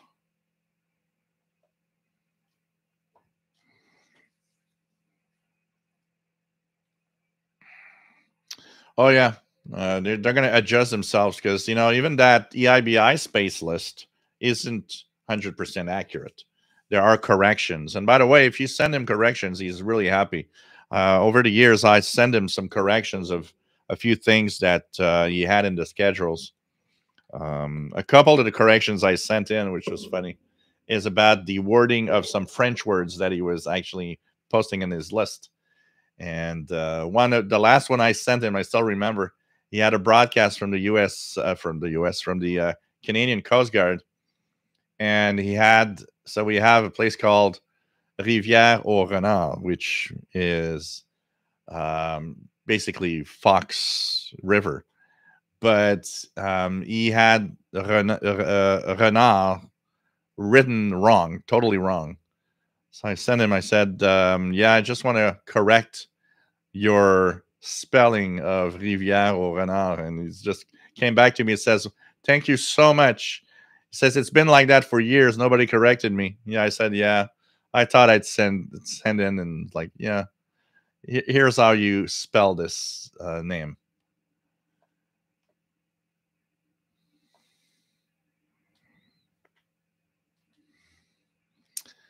Jean Arash in Germany 2 years ago, they tried not to change the daylight savings. Oops, I lost it. Let me go back. Time. 2 weeks later, they decided to change the clocks forward. Apparently, not all countries involved agreed. Yeah. And here in the past, in the 70s, there was a freeze. They stopped the time change and they actually put it back because they said, no, okay, let's put it back. Yeah, Tessa, it is sad to have lost Voice of Greece, unfortunately, for sure.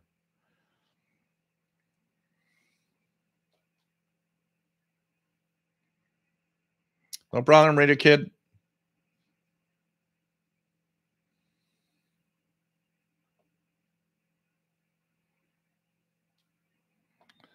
David says, in my case, I've also sold VK land in SSB that was with VK2FR last February, 20 meters using 100 watts on his Yaesu FT990. Simple homemade quarter wave vertical out of the balcony. That was cool. Yes, it's cool.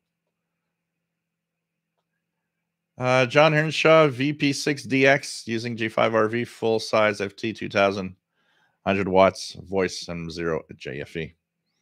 Vojislav, nice to have you here from Serbia.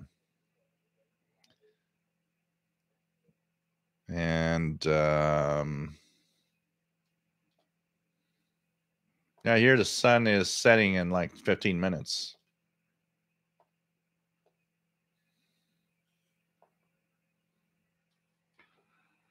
So you never know. Yeah, it could be a lot of fun to try it, definitely.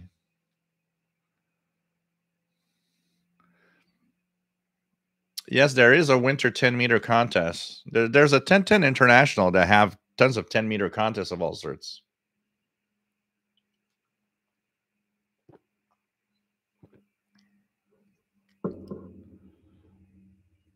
Um, Yeah, that's true. It's the time of the year when your UK time and UTC time is the same. So remember one thing, guys, because I get a lot of people that are mixed up with that. You change your local time. Remember, UTC doesn't change. What changes is the reference, the difference between your local time and UTC. I have a lot of people saying, well, UTC changes. No, it doesn't. UTC stays UTC. It's never changing. That's why a clock set to UTC is a must in any radio listener's shack. Even the portable radio, I always set my portable shortwaves to UTC time because that's what we use. UTC is the time we use to, check out for broadcast, not local time. So just make sure that you don't mix in. I always mix up for the first few weeks. So if you see me posting something, I heard this station at that frequency at 1720 UT. Don't be surprised if you have to correct me because it will be the wrong time. It happens to me quite a few times. I even had once. I don't know if some of you remember. You guys remember the time that I totally forgot that we had the time change and that I came to do the live show an hour. I think it was an hour late. Everybody was like, "Why is he on? Why is he not on yet?" And it's simply because I totally forgot. So that means in December, the next show will be December the. Let me check it out here. So the next show will be Saturday, December 2nd. Remember that it's 20 hours UTC. It doesn't change on UTC time. But for me, it's 3 p.m. instead of 4 p.m. That's the difference. But in UTC, if you live your life in UTC, you're always in UTC. You're all right. So, basically. So that's all the stuff that's kind of cool. I will check something here. I think LRA 36 on, right? 15476.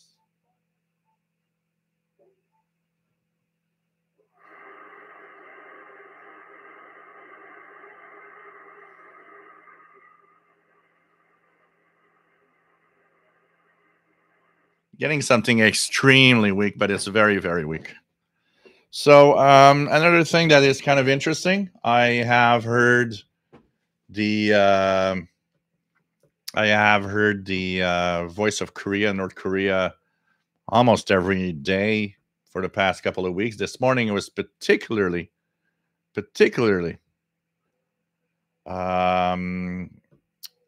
strong.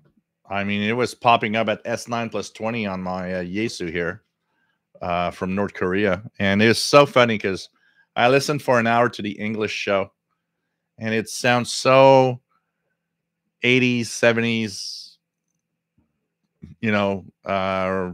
Soviet era type transmission in the way that it's done and the music and everything is just, it's, I enjoy listening to it because it's like going back in time and in another period of what radio is all about, basically.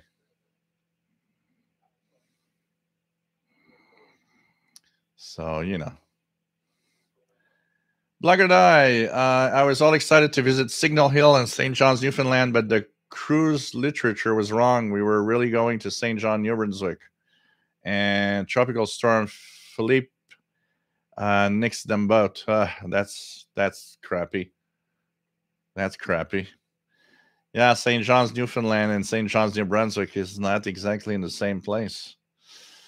Stig007.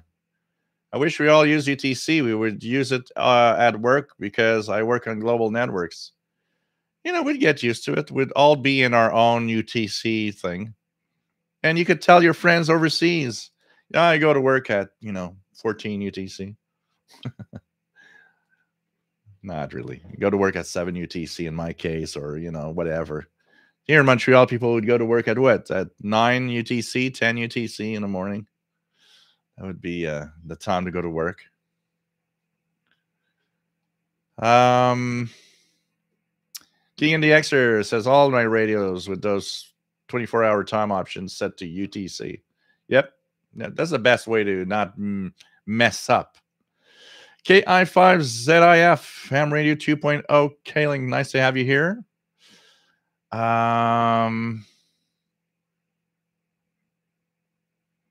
it's easy to forget. They always have in English, they have that fallback for fall, and you know, here what's sad is the sun is going to set at 5 p.m. and by the end of December, we're going to be at 4 p.m.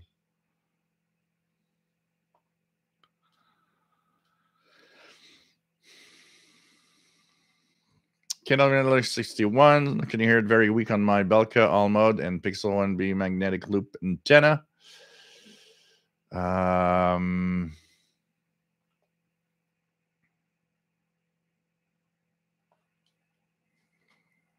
Shortwave Archive. I'm surprised people actually wrote to North Korea back then, but at least they got that propaganda book with their QSL in the mail. D. Matthews, do you remember when the Voice of Korea would be used as a number station? They would do 5-minute bulletin of reading numbers. There's all sorts of things that happened over time with broadcasts. It's just every types of broadcasts, you know.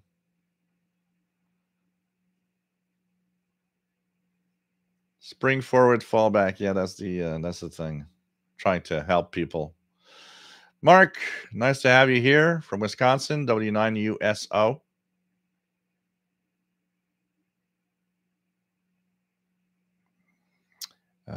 Pretty cool. So you guys want to do a little bit of going back in time with interval signals? How about it?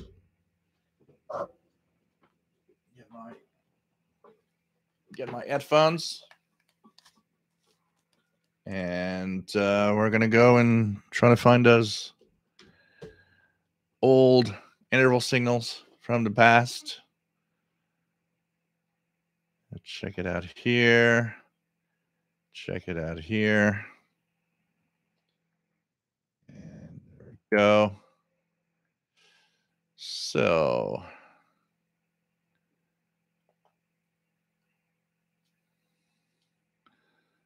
okay, so let's do some interval signal, and we'll end with a rendition of Moscow Nights. How about that? So before we start this section of the show, I just want to mention once again that you can help me out with all of this. Monetization on the Shortwave channel, which YouTube has not been that great. So you can compensate that and help me out. Help me continue the live shows and, of course, all the videos. And you can do so by several ways. Super chat here. There's a little kind of dollar bill with $sign on the bottom in the chat. You can give out something there. Super thanks at any time when you see a video and you appreciate it and it helps you out. You can actually click there. There's a little heart icon below the video and give a little something. Or the best way actually for donations is through PayPal. PayPal donations can be sent to the email that I actually am posting now. And what is cool about this also is not only are you helping me out, but everybody that has done a donation will actually be invited to my November 18th Zoom meeting. So you'll be part of the Zoom meeting if you want to be there. And we're going to be a nice little gang. And of course, Zoom is different. We're a bunch of the guys that will be seeing each other and, talking. And I'm actually figuring out a few things that I want to do and maybe ask you guys for that Zoom meeting. So everybody that donates will also be on the Zoom meeting coming up. I do need your emails, so if for some reason you think I might not have it, I will need your email for that. So thanks, guys. Um, there's a lot of different things, John, considering the. There's a lot of different things that are available. There's a shortwave archive on the shortwave listening post. YouTube has quite a lot of different old shortwave broadcasts videos. So maybe you can check that out. There's a few different little places like that. And I'm sure there may be even more. We're going to have to check that out for sure. There's a lot of stuff that I'm sure could be really nice to have online also. Sean, interval signals, it's mostly a thing of, the past for a reason. Is back in the day, like for example, when I had my started on shortwave, I had the Realistic DX100 analog, not very precise in its frequency. So a station might say, "Oh, I'm going to be on 7455." Yeah, it's somewhere in that range here, but I can't pinpoint it. And because most of the radios in the the glory days of shortwave, for a lot of people had portables and had radios that were analog with just a needle that you tuned through numbers. Finding a station was kind of tough, especially back then with so many stations jam packed together. So interval signals is a little tune that was unique to each shortwave station, and it was played for a few minutes before the broadcast started. So what that gave you is it gave you a few minutes to tune around and find your favorite station by finding its tune that you knew what it was. So today they're not used as much because a lot of the radios today are all digital display. You just punch in the frequency. But still, some stations still use them. I regularly hear the one from Spain. Radio Romania plays them. Radio Voice of Korea plays them also. So, sometimes the BBC, if you're lucky and you're listening to the proper feed, sometimes the BBC still has some of their interval signals before the show starts. So that's what it was. It was really, really useful back then, though. I can tell you that.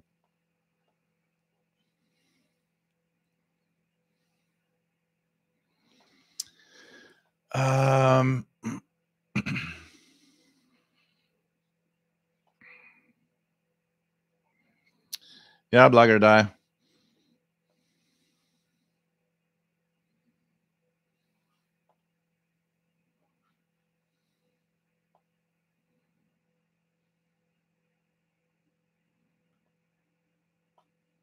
So,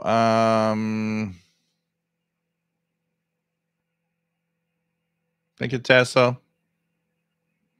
Thank you, Sean, for the donation. Much appreciated. Don't forget, guys, if you want, if I don't have your email, send your email to official shortwave radio at gmail.com. I'm just going to put the email here. I need your emails to make sure I can send you the link for the Zoom meeting on November 18 at 20 hours UTC.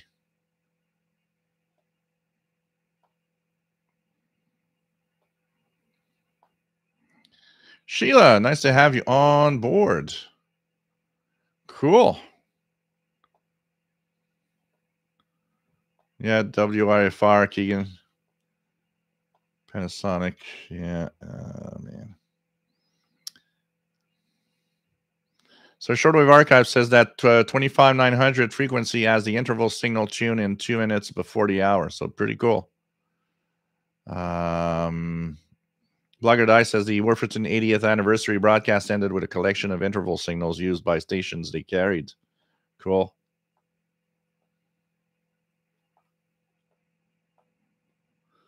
So, okay, let's start. So Keegan has WIFR. Let's start with that one. It's always WRFR. I'll try to think of little anecdotes and stories between the stations I'm going to choose. WIFR for me. So it was a religious broadcaster. For those that don't know, WRFI was the owner of the Okeechobee transmitter site that now is WRMI transmitter site. They sold it to WRMI, which is a very big, extensive antenna farm for shortwave broadcasting and many transmitters. WRFR I listened to on Sunday because I liked their mailbag shows. They really had a cool mailbag show that was fun to listen to. Funniest thing about it is the funniest thing about it is I still remember that there was a guy that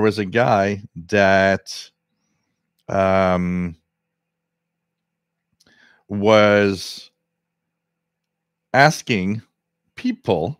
That one was kind of the funny one. Was asking people to send in phone books, and I still remember thinking, what the hell? I'm not going to send a Montreal phone book to that guy. It's going to cost me a fortune. But it was a lot of fun. And back in the days, if you guys remember, and there's no internet and stuff like that, we would correspond by, either you call, but it was expensive, and there was pen pals. And I still remember there was a portion of that mailbag show that actually asked, it was like a pen pal part of the show. Sorry, guys. So, it was kind of cool. So here for our enjoyment, the first interval signal, which is sharing the gospel through sermon and song. This is Family Radio.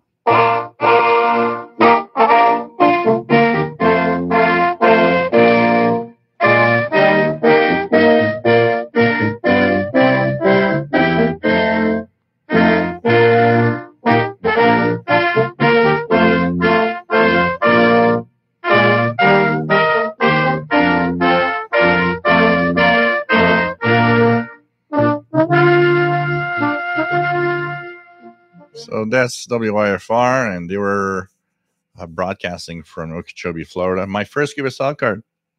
First ever QSL card in the spring of 1983. Maybe even the fall of 1982. My first QSL card. I still remember that. That's kind of cool. Really, really cool. So that's one. The other one that I saw somebody talk about was Netherlands, Radio Netherlands. Very recognizable. Here we go. Radio Netherlands. And here we go.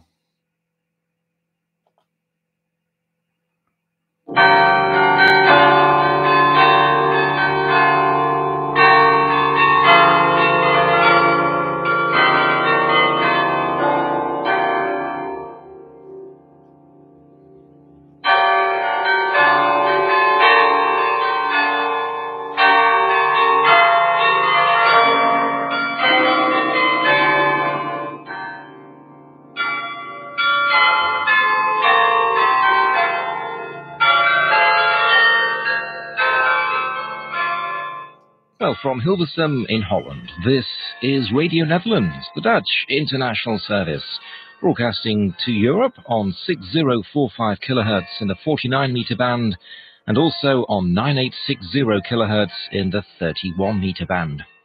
We're also broadcasting to the east coast of North America on 5965 kHz, and that's found in the 49-meter band. The news is next here on Radio Netherlands. Independent thinking, independent voice. So Radio Netherlands, that does bring back quite a lot of memories. Radio Kid, do you remember that when you're old? Oh, there's other ones that are going to make you feel older if you know them.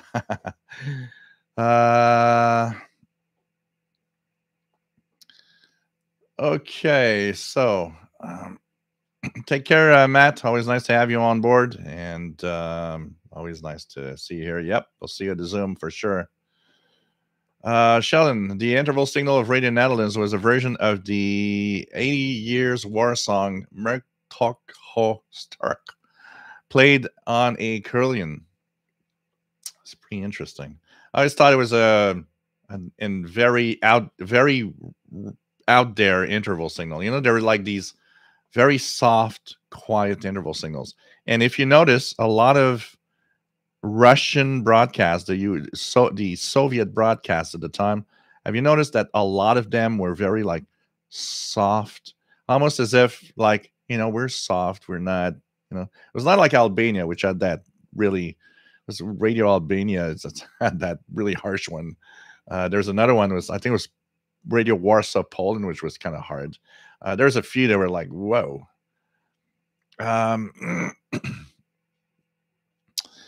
Okay, so we have our Sheldon Harvey's our history of interval signal comments. Remember calling into Radio RSA's New Year Day transmission 2 years in a row and hearing my voice on the radio within seconds of an international broadcast. So it's pretty cool. Pretty cool. Somebody asked for RTBF, I think, right? RTBF. Let me just find the post. Somebody did ask for RTB, I think. So let's check it out.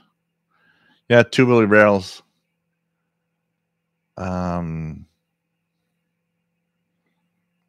RTBF, Belgium, RTBF.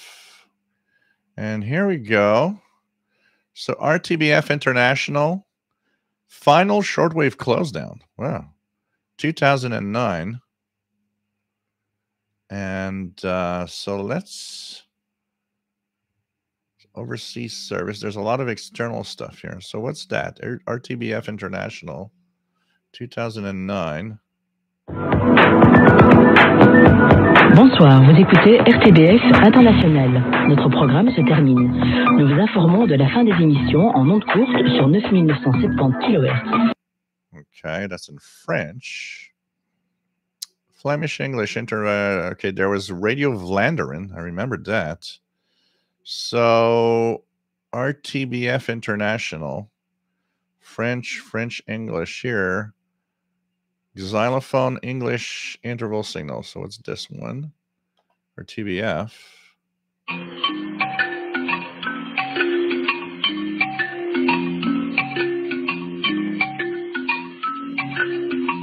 Anybody remember that one? Vous écoutez RTBF International, la radio belge de langue française à destination de l'Afrique centrale. Yeah, Jean Arrache, Rai Italy. I'll play it. Rai Italy. Belgian French-speaking public radio, Central Africa.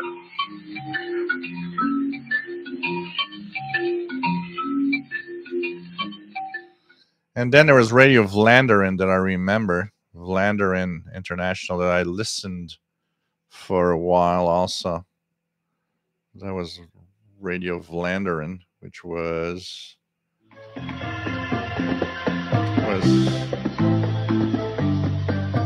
that, but there wasn't the interval signal I was looking for. Dit is RVI, de Vlaamse Wereldomroep.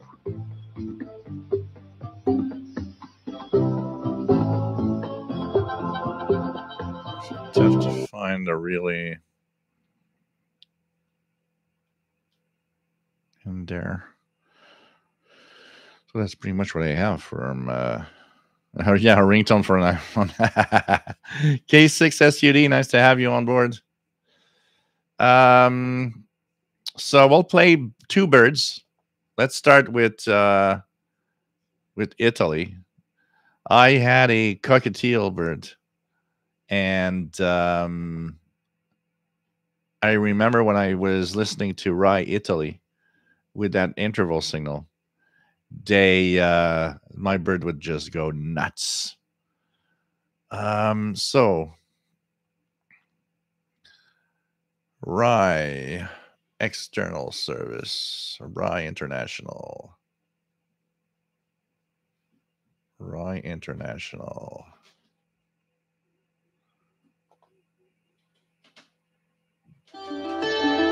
That's not it. Rai International ha trasmesso Notturno Italiano. Oh, that's the Notturno Italiano thing that I remember. Wait, there must be the official one from Radio Rai here. Oh, here we go. I was not at the right page. So Rai Italy. Here we go.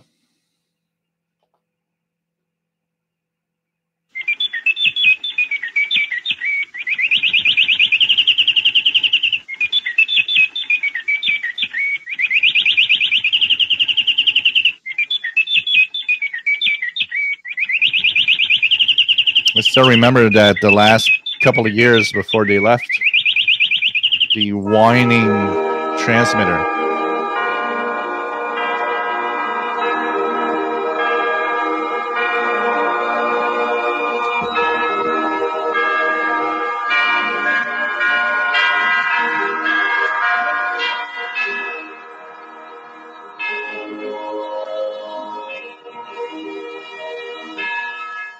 RAI, Radio Televisione Italiana.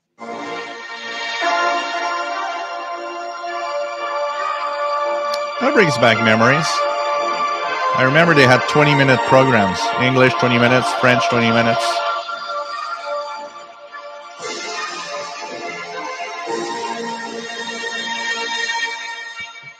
Qui Rai International, che trasmette quotidianamente per l'Australia su kHz 11.920, pari a metri 25 e 16.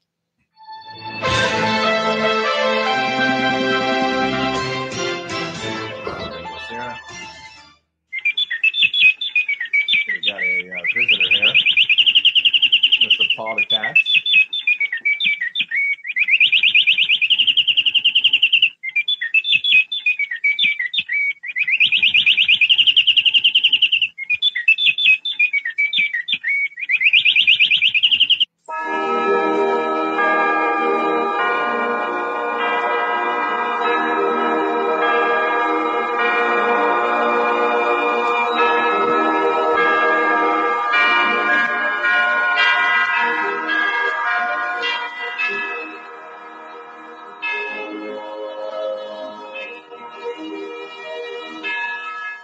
This is RAI, the Italian radio and television network.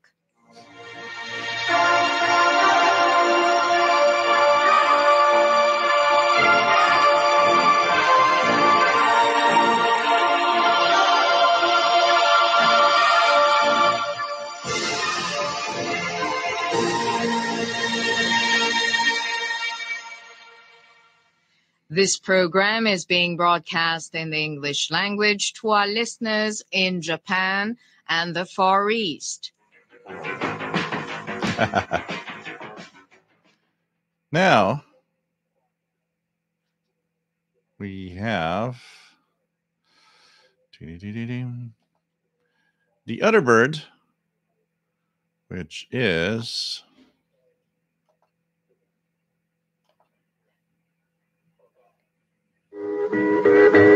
South Africa.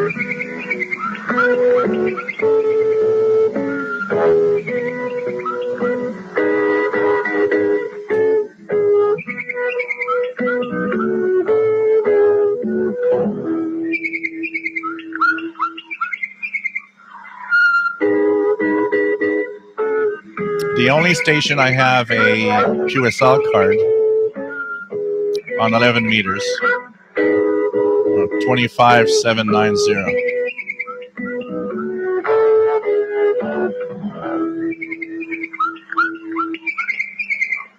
This is Radio RSA, the voice of South Africa from Johannesburg.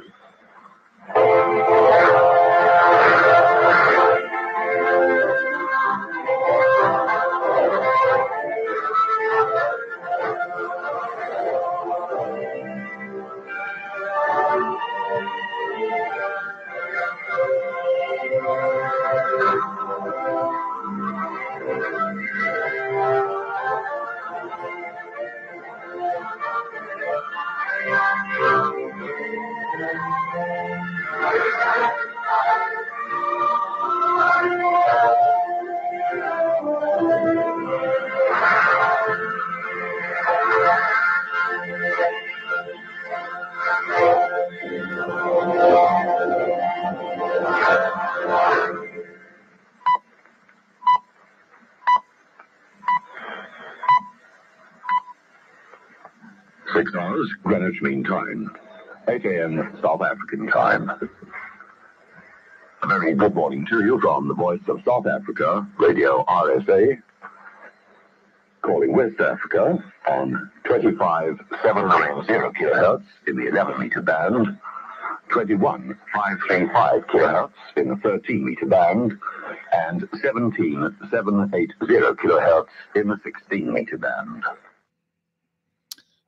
So that's souvenirs for you. If we look at one of the things we hear often, so let's go here and put another station that was a lot of us would listen to. Just need to find the correct one. It's not this. International. Yeah, radio. No, that's not the one.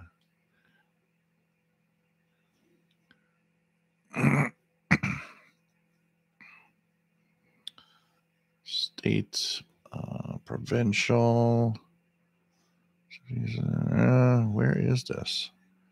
There must be one somewhere. Other. This. I'm trying to find the correct.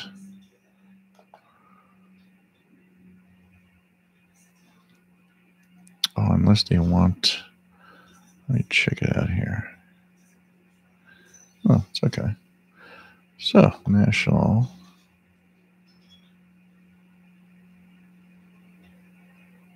Where is that? I'm trying to find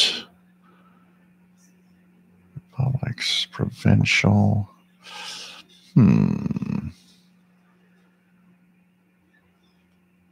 Nope. Other radio stations.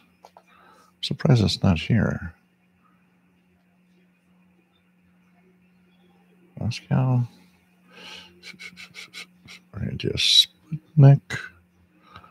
Trying to find a specific one that I'm not finding, unfortunately. Sorry, guys. Okay. Nope. So let's here.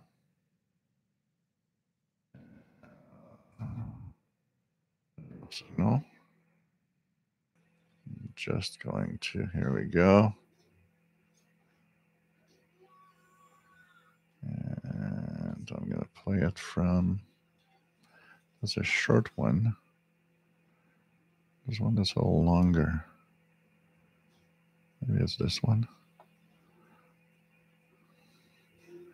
Of course, there was the, oops.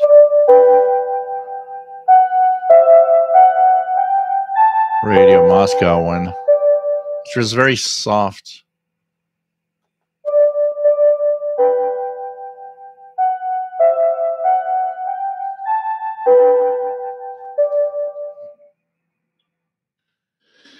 But I wanted to have one more specific, one that has the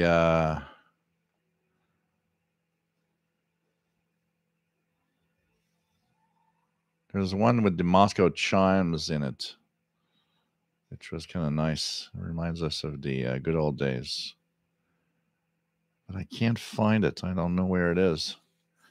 Maybe I found it. I think it's here. Could it be here? Could it be here or not? Trying to find this one. I think I saw something. Is this one? No, that's another one. Oh well, because that would was part of our lives. So that was part of our lives. Yeah, I got several emails, so I'll be checking that out for sure. What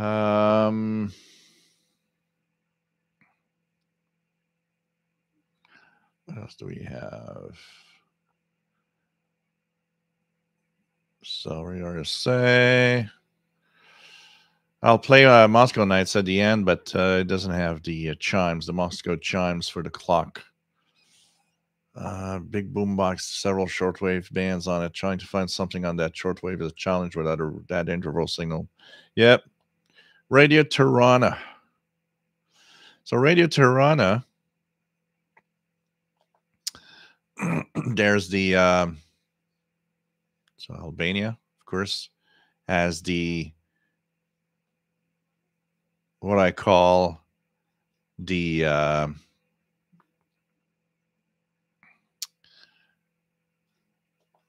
we go, what I call the Soviet era interval signal.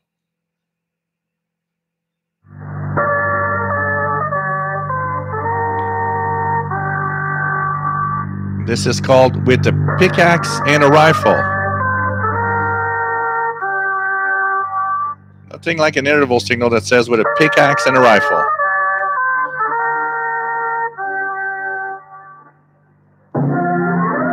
Hey, Chrissy, nice to have you here.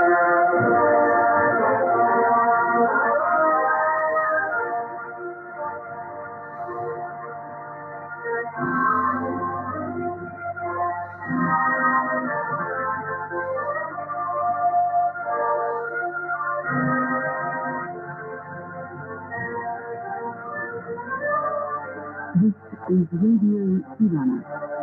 This is Radio Tirana.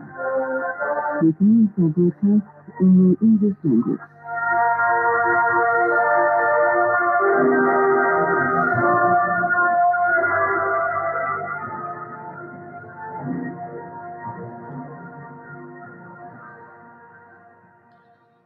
And then later on, they changed it to a beautiful interval signal.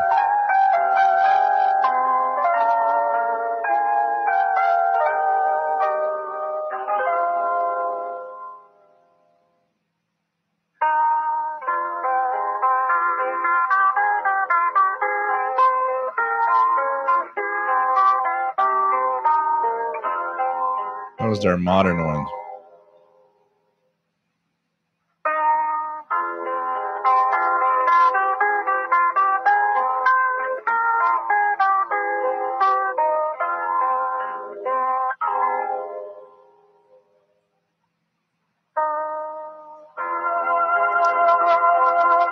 So now, what's this? Dette Norge. Oh, This is Radio it Norway says it at the beginning. International.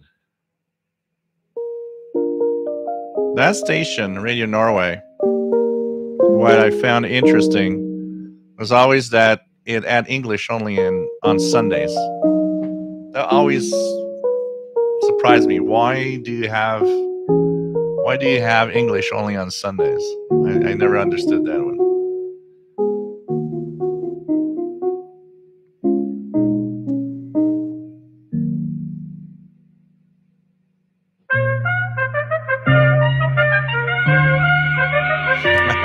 Yeah, Robert, it is a very heartwarming feeling. This is Radio Norway International. Dette Norge. Etter en halvtimes program på engelsk sender vi søndagens gudstjeneste. This is Radio Norway International, broadcasting to the Far East and New Zealand on 15.225 MHz, to Australia on 17.81, and to Europe on 9.59 MHz. Another station I miss is Radio Sweden.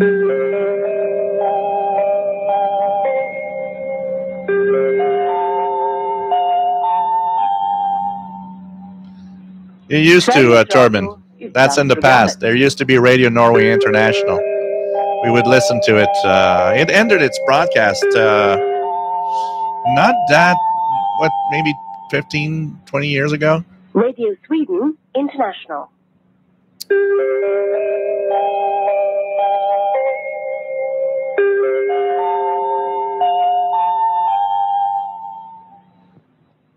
Ni lyssnar till Sveriges Radio utlandsprogrammet. Här kommer nu ett halvtimmesprogram på svenska.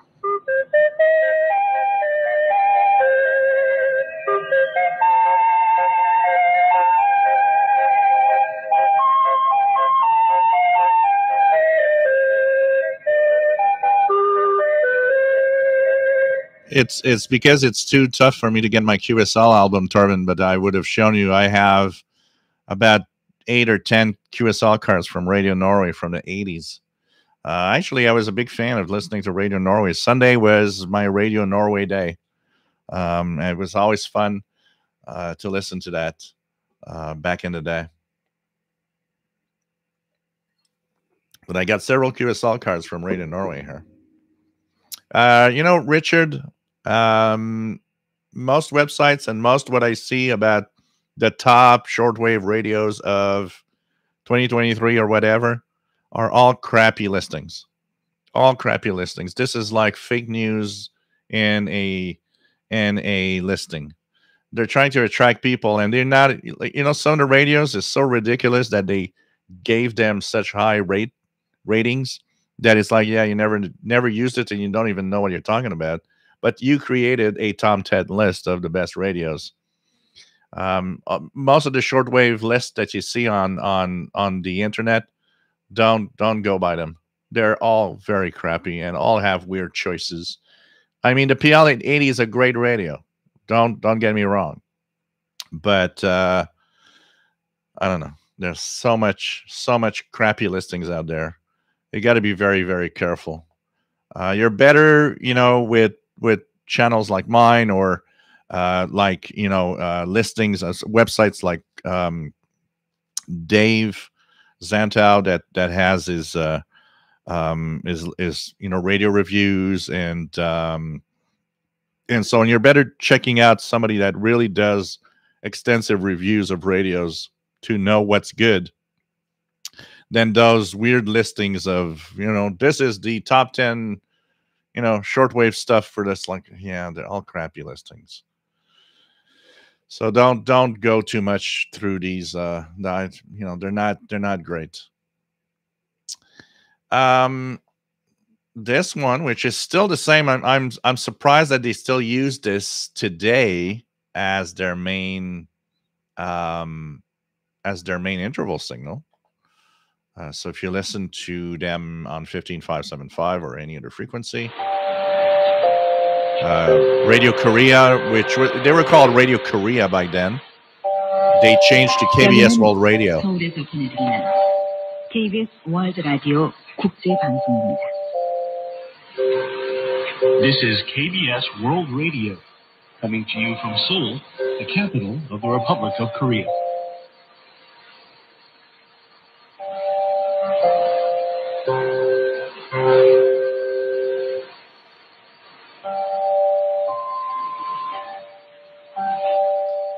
So the story behind this, as it's playing the interval signal for KBS World Radio,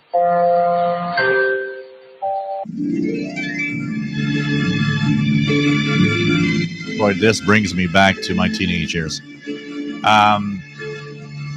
The first time I heard KBS World Radio, which once again was called Voice of Korea back then, was on their frequency they're still using today, 15575, on my Realistic DX302. Radio, the overseas service of the Korean broadcasting and system, coming to you from Seoul, the capital of the Republic of that's Korea. South Korea. We now begin today's English broadcast. So KBS World Radio. I would listen to them, and then the next day I couldn't hear them anymore. And I was maybe a year into shortwave listening.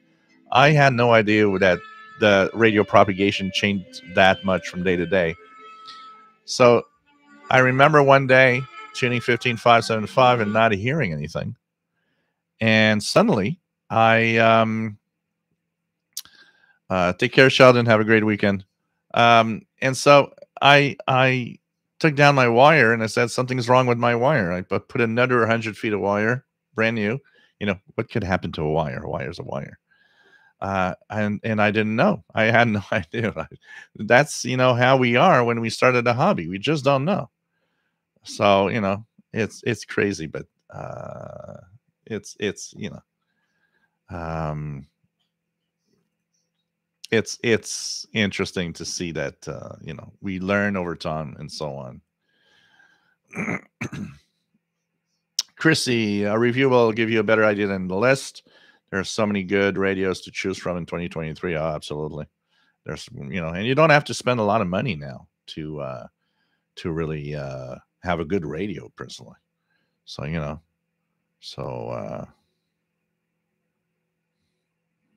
yeah, there's a lot, and these listings are kind of, somebody makes a listing and it's like, yeah, you just took stuff and created that crappy list of yours. It's just crazy. You're better off with independent and individual reviews of each receiver, and rather than a listing, and take tidbits from that, and make yourself an idea of what probably looks like a good radio or not. Basically, and there's too much. I'd say there's too much attachment to listings, and a great example of that. I love my Yaesu FTD-X10. Every time somebody sees it, it's like, oh yeah, it's number 3 in that guy's list of that heavy testing that he does of radios, and you got a great radio there. And I'm like, seriously, I bet you from number 3 that this is to number 20, there's so small of a difference, nobody will ever notice. I had someone come up to me and say, well, I saw you bought the Yaesu FTD-X10 rather than the ICOM 7300. It must be better. Look, your ICOM 7300 is great. I don't think there's much of a difference between those two radios, except the interface, the way you use it, and so on. In actual use, I don't think you see a difference. So, you know what? I kind of take that in a, yeah, okay, you've tested it with tons of equipment, and the last thing you got to do, and for me, is throw me in the face, yeah, well, the signal to noise ratio of the last amplifier of the transistor SC422 gives it better gain than, it's like, yeah, I don't care. Put the radio together, listen, tune, compare. I tell you, you won't see a difference. We got to stop going crazy with that type of thing. It was like, come on, please. So, when people tell me, it's like, oh, you've got the radio, you've got the transceiver. It's like, I have a good radio. It's a great transceiver. I'm happy with my choice. It's not because it was third in the listing of whatever guy that goes crazy over testing stuff that I chose this radio. It's entirely something else. Because you come to a point where if I spend $1,500 or $2,000 on a transceiver, they're probably all pretty good. Whatever I choose, it all comes down to the interface, how easy it is to use. And let's face it, I say it again and again, in ham radio transceivers, there's a lot of, I think brand loyalty is very high. ICOM guys are ICOM guys forever. Kenwood guys are Kenwood guys forever. And Yaesu guys are Yaesu guys forever. It's like Windows and Mac. There's not a lot of cross between one and the other. I'm the guy that I don't care. I'm not brand loyal. I will not be. I love my Yaesu. If I would in the future get a new one, I'm not brand loyal. It could be an ICOM or something else. I'm not brand loyal at all. Somebody tell me, oh, you're Texan. You're sold to Texan. Well, I'm not sold to Texan, but they bring out some damn good radios. That's why I talk about them. But honestly, there would be 16 different brands with damn good radios. I wouldn't favor one over the other. They're all good radios. That's where I am, But there's the geeks out there that's like, yeah, but that's that number of the gain and the last stage of the, yeah. All right, buy whatever you want, but it's we got to stop going crazy over that. It's nonsense. It's you got a Nikon 7300. Don't feel bad because I got a Yaesu FTDX10.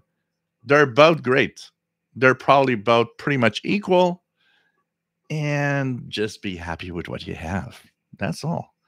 My number one reason of buying a Yaesu was because I've never bought a Yaesu. Not even technical. A brain. It's totally a brain thing. My brain said, well, you pretty much got all the brands of radios out there. You never got a Yaesu. So immediately my brain went to, why don't you get a Yaesu? You have your Icom ICR 8500. You got a Kenwood 5000, but you never had a Yaesu. Go for a Yaesu in a transceiver. You'll have another brand. That's the first thing that made me buy a Yaesu. Then, in the Yaesu, what's good and what's nice and what's the feature I like? And I like the fact I can plug a screen. And I like the fact that the way it's designed, it's not perfect. That AM 12 kilohertz filter is crap. I don't even understand why they do that. It actually had a problem with that. When people say, well, you're too harsh, and if you fiddle with no, a 12 kilohertz filter is a 12 kilohertz filter. Don't come and crap me of, well, if you start tweaking with the contour and no, doesn't work. The filter's too wide. Can we just say that? Filter's too wide. It's a $2,000 radio with a filter too wide. That's all. It's not perfect. No radio's perfect. And the thing is, I had an example that I should have made a video. Radio France International 17850 and Spain 17855. The only way I could separate them was to put myself in lower sideband on Radio France to avoid, and it was not perfect, but I could avoid some interference from Spain. So, no radio is perfect. Even the best radio out there has its flaws and has its little quirks that you're like, what the hell who taught this? Just be happy with what you have. That's the only thing. Oh, man. David, something similar happened to me with satellites. I laid about 11 meter of RG8 to try to receive, I think it was AO27, with a quarter wave antenna for 144. I wondered why the sat was so weak all of a sudden. Thought something had happened to it. Then I wondered about coax attenuation, switched to ARSL 5, and there was AO27 again. Graf Baltar, hearing WCSN interval signal in the morning before going to school in 9840 was magical. What else do we have? Dwayne, I bet going from the realistic 100 to 302 is a big step getting digital readout. Oh, that digital readout changes a life, is all I can say. Is I went from an analog, rather crappy radio, the realistic DX100 today, I understand, is a crappy radio. It's obvious. But it's what I had, and I was happy with it. I didn't know nothing. I just went to the store and was like, oh, that's $100. It's all I have. It looks cool. And I listened to a lot of stations on it. I listened to the world on it. It did, a decent job for what it is. And back then it was easier because there was a lot of stations. The 302 was the big step up because the 302 came from a flea market. I remember going out. We went to the flea market, and I think the guy asked $125 for it or something like that. And what happened is I was there. I think I had like $50 on me. And so what happened is I was with my dad, and my dad said, kind of cool looking radio. It's like, yeah, as a digital display. I'd love that because I know what I'm tuning now. When on the DX100, you tune something in English, I had to listen in for the whole show until, oh, this is radio, whatever. The 302 is like, now I'm on the schedules. I'm cool. I just tune. Okay, that's on 15300. Here we go. Let's tune 15300. And it's, oh, I don't hear it. Oh, Radio Tirana's on 11725.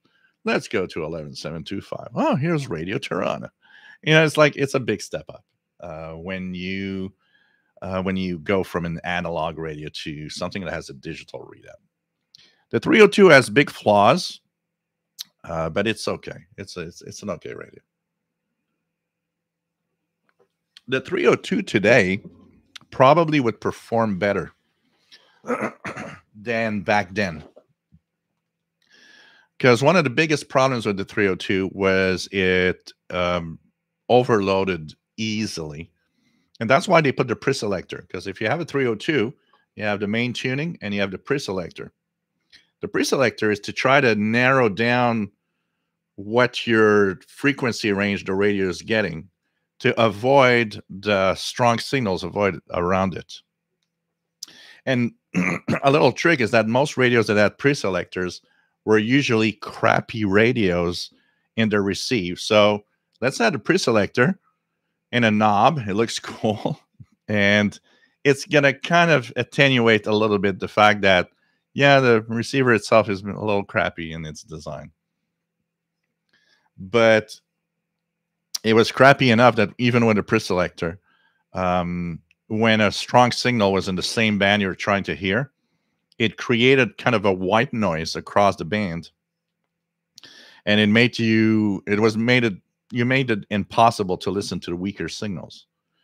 And I noticed that after maybe a year or two of using it. But still, that was my step up. And then I had my really big step up.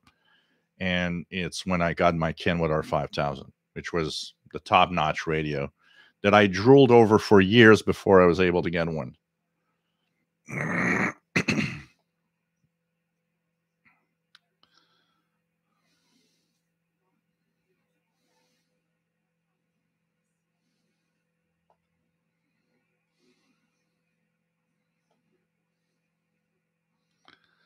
Keegan says, my dad got his ICOM IC 7696, a 7300 in 2019. Yep. Oh, yeah. Definitely, John. David, Joe, do you still use your ICOM ICR 8500? In my case, not only I do, but it's still very much a centerpiece of my radio station setup. I'd say I converted that to VHF UHF mostly. I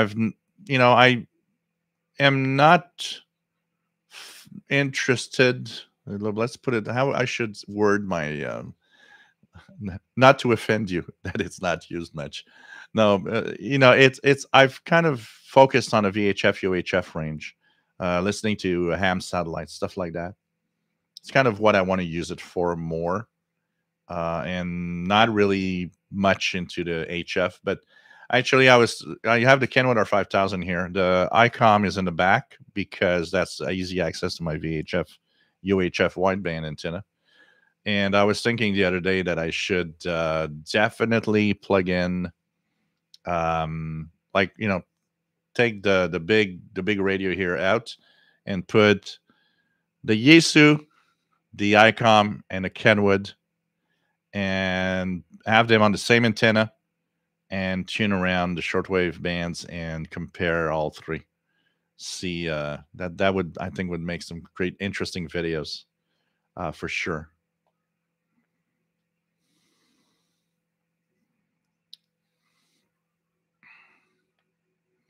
WF7I Homebrew, nice to have you here. Chrissy is brand agnostic when it comes to radios. The brand may be recognized for many of quality products, but if something is good for you, regardless of what's stamped on there, that's all that matters. Oh yeah, definitely. I got a lot of people offended because of my review of the famous Ethan Elite 750 and all of that. The thing is it has tons of flaws for the price. It's sad to have that. But you know what? A lot of people are happy with it. And you know what? If you're happy with it, don't throw stones at me because I said, there's so much crappy stuff on it. You were happy with it. Why would you not be happy with it after what I said? Continue to be happy with it. I gave you my, ideas of why, and even showed you how it's crappy in certain aspects and why it's not worth the price they sell it today. But hey, you got one, you're happy with it, that's all that counts. In the end, you're happy, that's it. I mean, it's a cool looking radio, and when I use it, it's a cool looking radio. And if I want to listen to stuff, it's a cool looking radio. You got to say it, but it has a lot of flaws, that's all. Richard, nothing like an SDR, and I'm an old guy. Yeah, the SDR has taken a lot of space today, for sure. For sure. I can tell you that.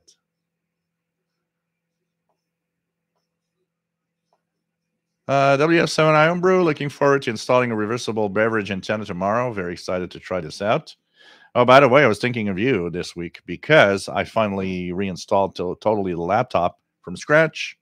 So I'm slowly reinstalling the digital software. So I will be, my next step will be to install FLDG and have it control the Yaesu. So when all of that is hooked up and working, I'm going to let you know, and we can make a couple of contacts and all sorts of weird digital modes that I want to try.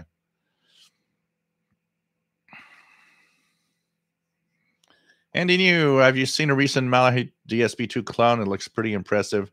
Yeah, I see a lot of those, and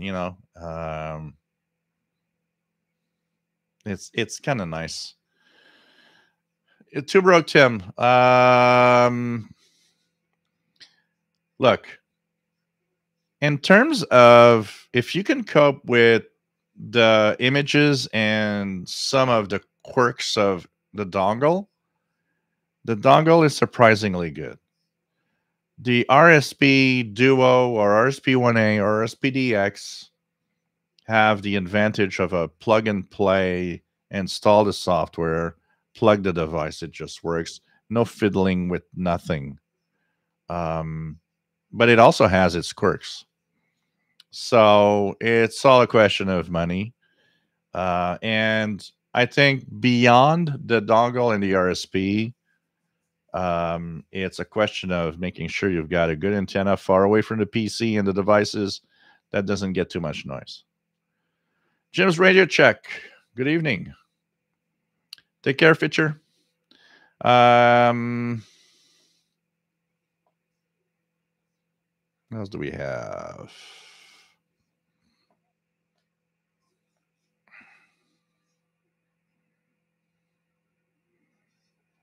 WF7I Homebrew, partial to Kenwood, but I think it's just a personal preference thing for the layout controls, and not because it's pulling in weak stations better or, well, that I got to say one thing. And it's the fact that each brand has a layout that from radio to radio is usually followed in a way that if you're used to it, you're not going to be lost with each new radio. And I think brand loyalty might be partly due to that. ICOM guys like the other ICOMs because they're kind of the same way of operating. When you move from a Yaesu to a Kenwood or to a ICOM, it's kind of a learning experience again. Everything is different. So I think part of it is that. What do I like best about the 750? It's cool looking. Well, I mean, it's sensitive enough to get the stations you want. You gotta know how to tweak it and play with it for it to work. But it's I can't say that I like a lot of things about the 750. But if you learn how to tweak and play around with it, you could cope with its features. John, I totally agree. Being loyal to a brand is great, but I feel someone may shelter themselves from exploring a brand radio that has the features you want. Yeah, yeah. I try to keep an open mind also on that. That's why the Yisu came up. Is I like my ICOM. I have to say, I'll say one thing here. When I went from the Kenwood R5000 to the ICOM ICRD 500, I noticed that I slightly downgraded because the ICOM ICRD 500 is great, but I quickly saw that it was a notch below the Kenwood R5000 in performance. I'm not talking sensitivity here. I'm talking about how when you tune a signal, how a radio can behave with that same signal on the band. And that's where I saw that also that the audio of the ICOM is harsh compared to the really smoother, beautiful audio Kenwood had in the R5000. There's a few things like that, but the difference was not a lot, not enough to annoy me to I don't want to use this radio. I used it as a shortwave radio, all the time.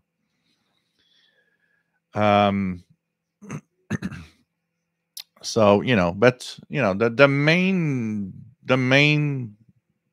go-to for me of a Yaesu FTDX10 was really at first, I never had it. I never owned a Yaesu radio. Why not go there, and check it out? And I'm totally happy. I mean, I use it for ham radio mostly, and even with the 12 kilohertz filter, most of the time it doesn't annoy me because I'm never close enough to a broadcast that it annoys me or does anything. If it would be in 1980 with all the stations 5 kilohertz next to each other, it would annoy me greatly on radio listening. But you know what? I understand one thing is that one of the reasons they put a wide filter, this is not a shortwave radio. It's a ham radio transceiver. So it's designed as a ham radio transceiver using the ham bands, not listening to your favorite shortwave broadcast. David, makes sense. I'm also using A8500 VHF UHF a lot as late. And yeah. So it's the wideband, it's the VHF UHF radio. It's sensitive, it's good, it's very good on VHF UHF, the 8500. So I think it's going to be moving forward on. That will be the focus of my ICOM ICRD 500, mainly above 30 megahertz. WF7 Overbrew, that will be great. Looking forward to it. Really been enjoying many FL digital modes. Contestia, Olivia, MFSK, PSK, lots of fun. Yep, it is definitely a lot of fun.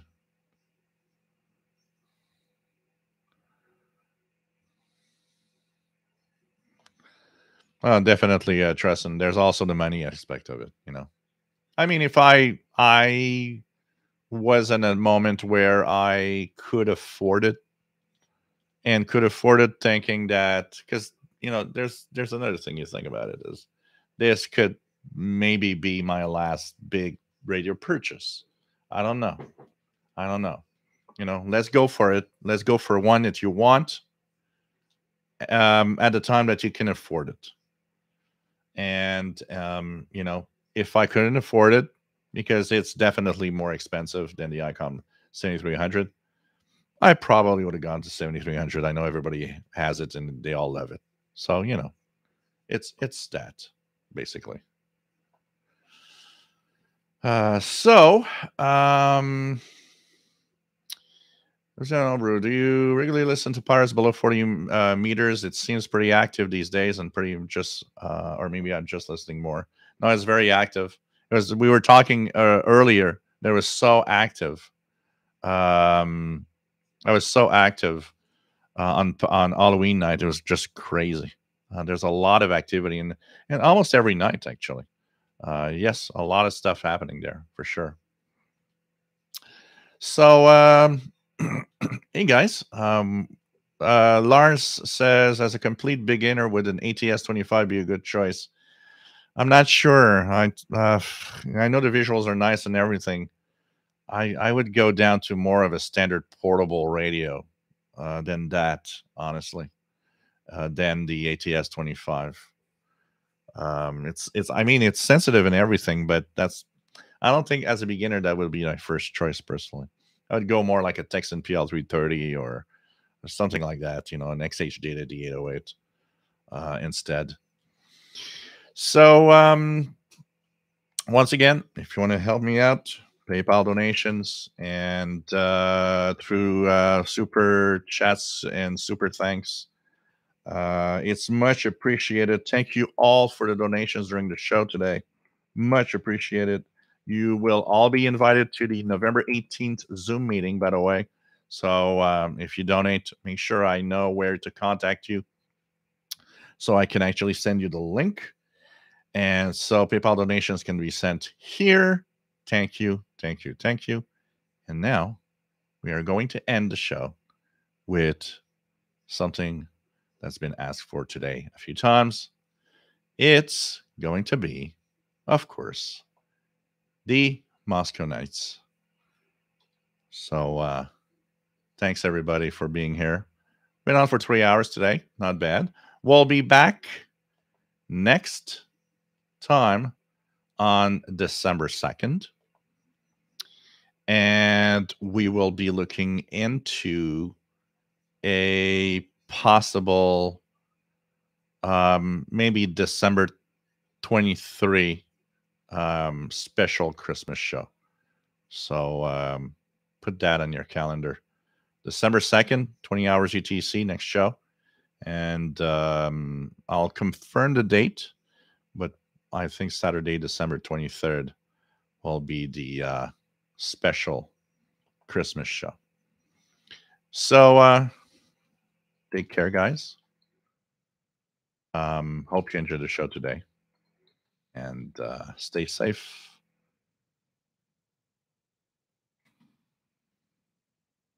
Here we go. Ça fait 25 ans que notre belle grande famille est au cœur. Yeah. Oh shit, I think I did a mistake here. You guys, no, it's not gonna work. Wait, let me see if I can fix this. I did a blender here.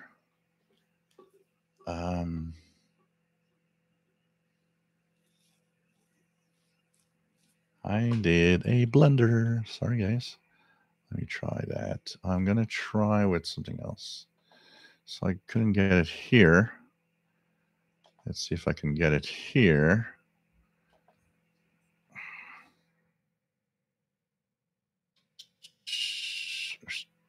And let's go.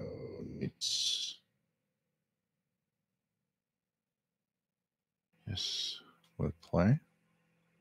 It doesn't play. It doesn't play. Oh, wait a minute here. You gotta find out why the output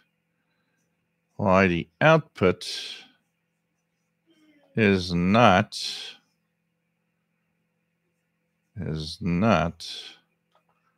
working out here. This is something bizarre. So, yeah. volume settings. Won't be long, guys. I'm going to check out why it seems that it doesn't want to. And okay, so output device. So let me see if I can have it working here. Yeah. It doesn't want to. Okay. Why doesn't want to? Yeah.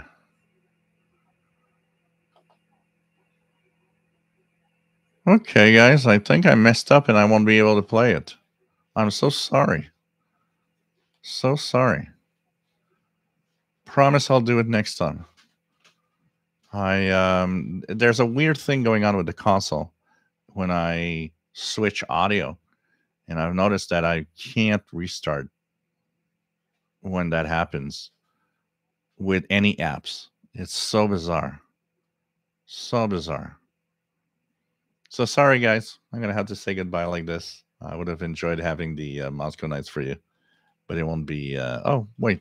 Maybe I have another. Look. Let's see here. I think I have a. Let me check that out. Would there be a possibility for me to. That could be an idea. Well, let me check it out here. You got to try different things. Yeah, but that would sound crappy. But wait.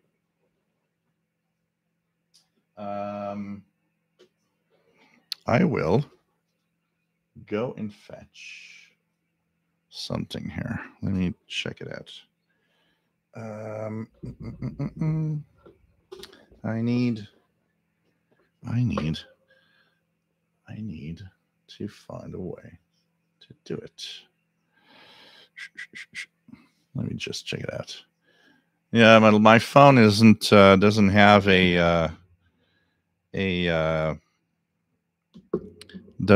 a 3.5 millimeter jack. It's USB-C. Let me just check it out here. Give me 2 seconds, guys. I will be thinking about something for a second. Yeah, hang in there, guys. I'm going to be back in 2 seconds. What I'm going to do is I'm going to put my phone through Bluetooth on my Texan PL990. And I'll go pee at the same time. I'm back.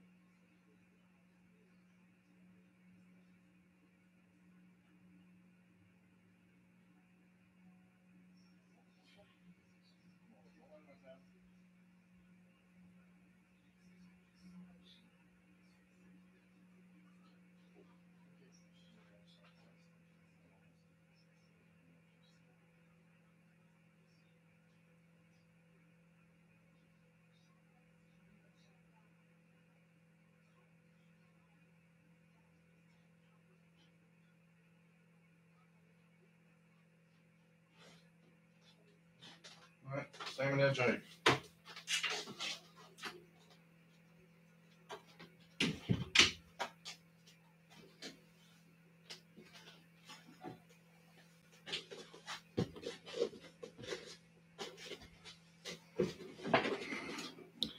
Hey, guys. Now, look at all the trouble I'm going to just to make sure that you guys get your Moscow Nights. That's where the donation, right? So here goes. I'm going to put the radio in Bluetooth mode, and I'm going to hook up the phone to it. The phone to it. Bluetooth. Hello there. H501 connected. There we go. And I'm going to get Moscow Nights here. And once that is done,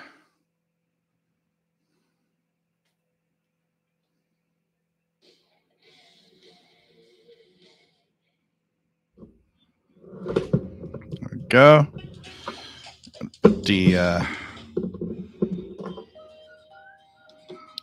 Put the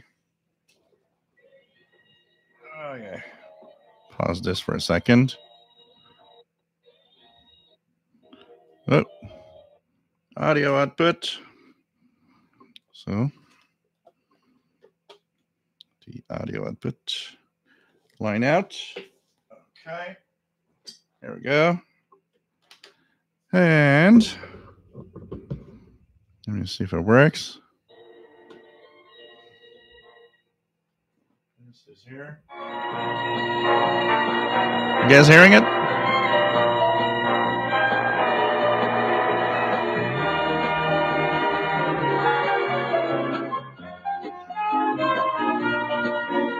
So here we go.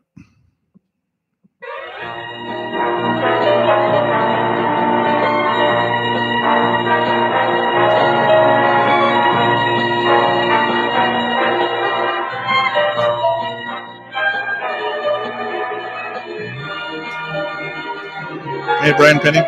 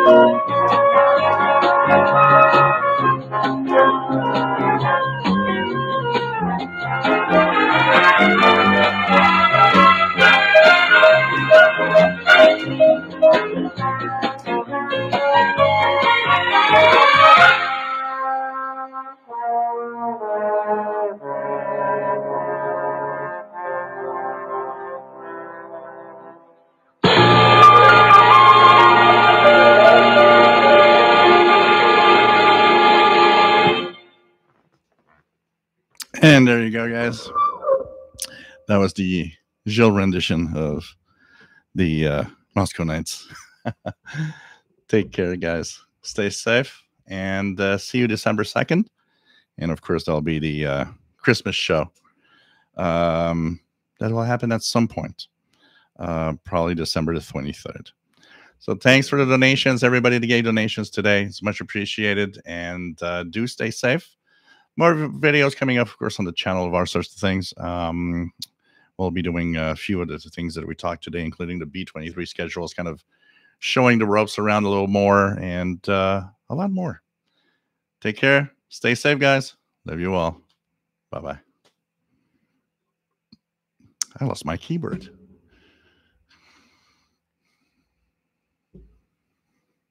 Bye, guys.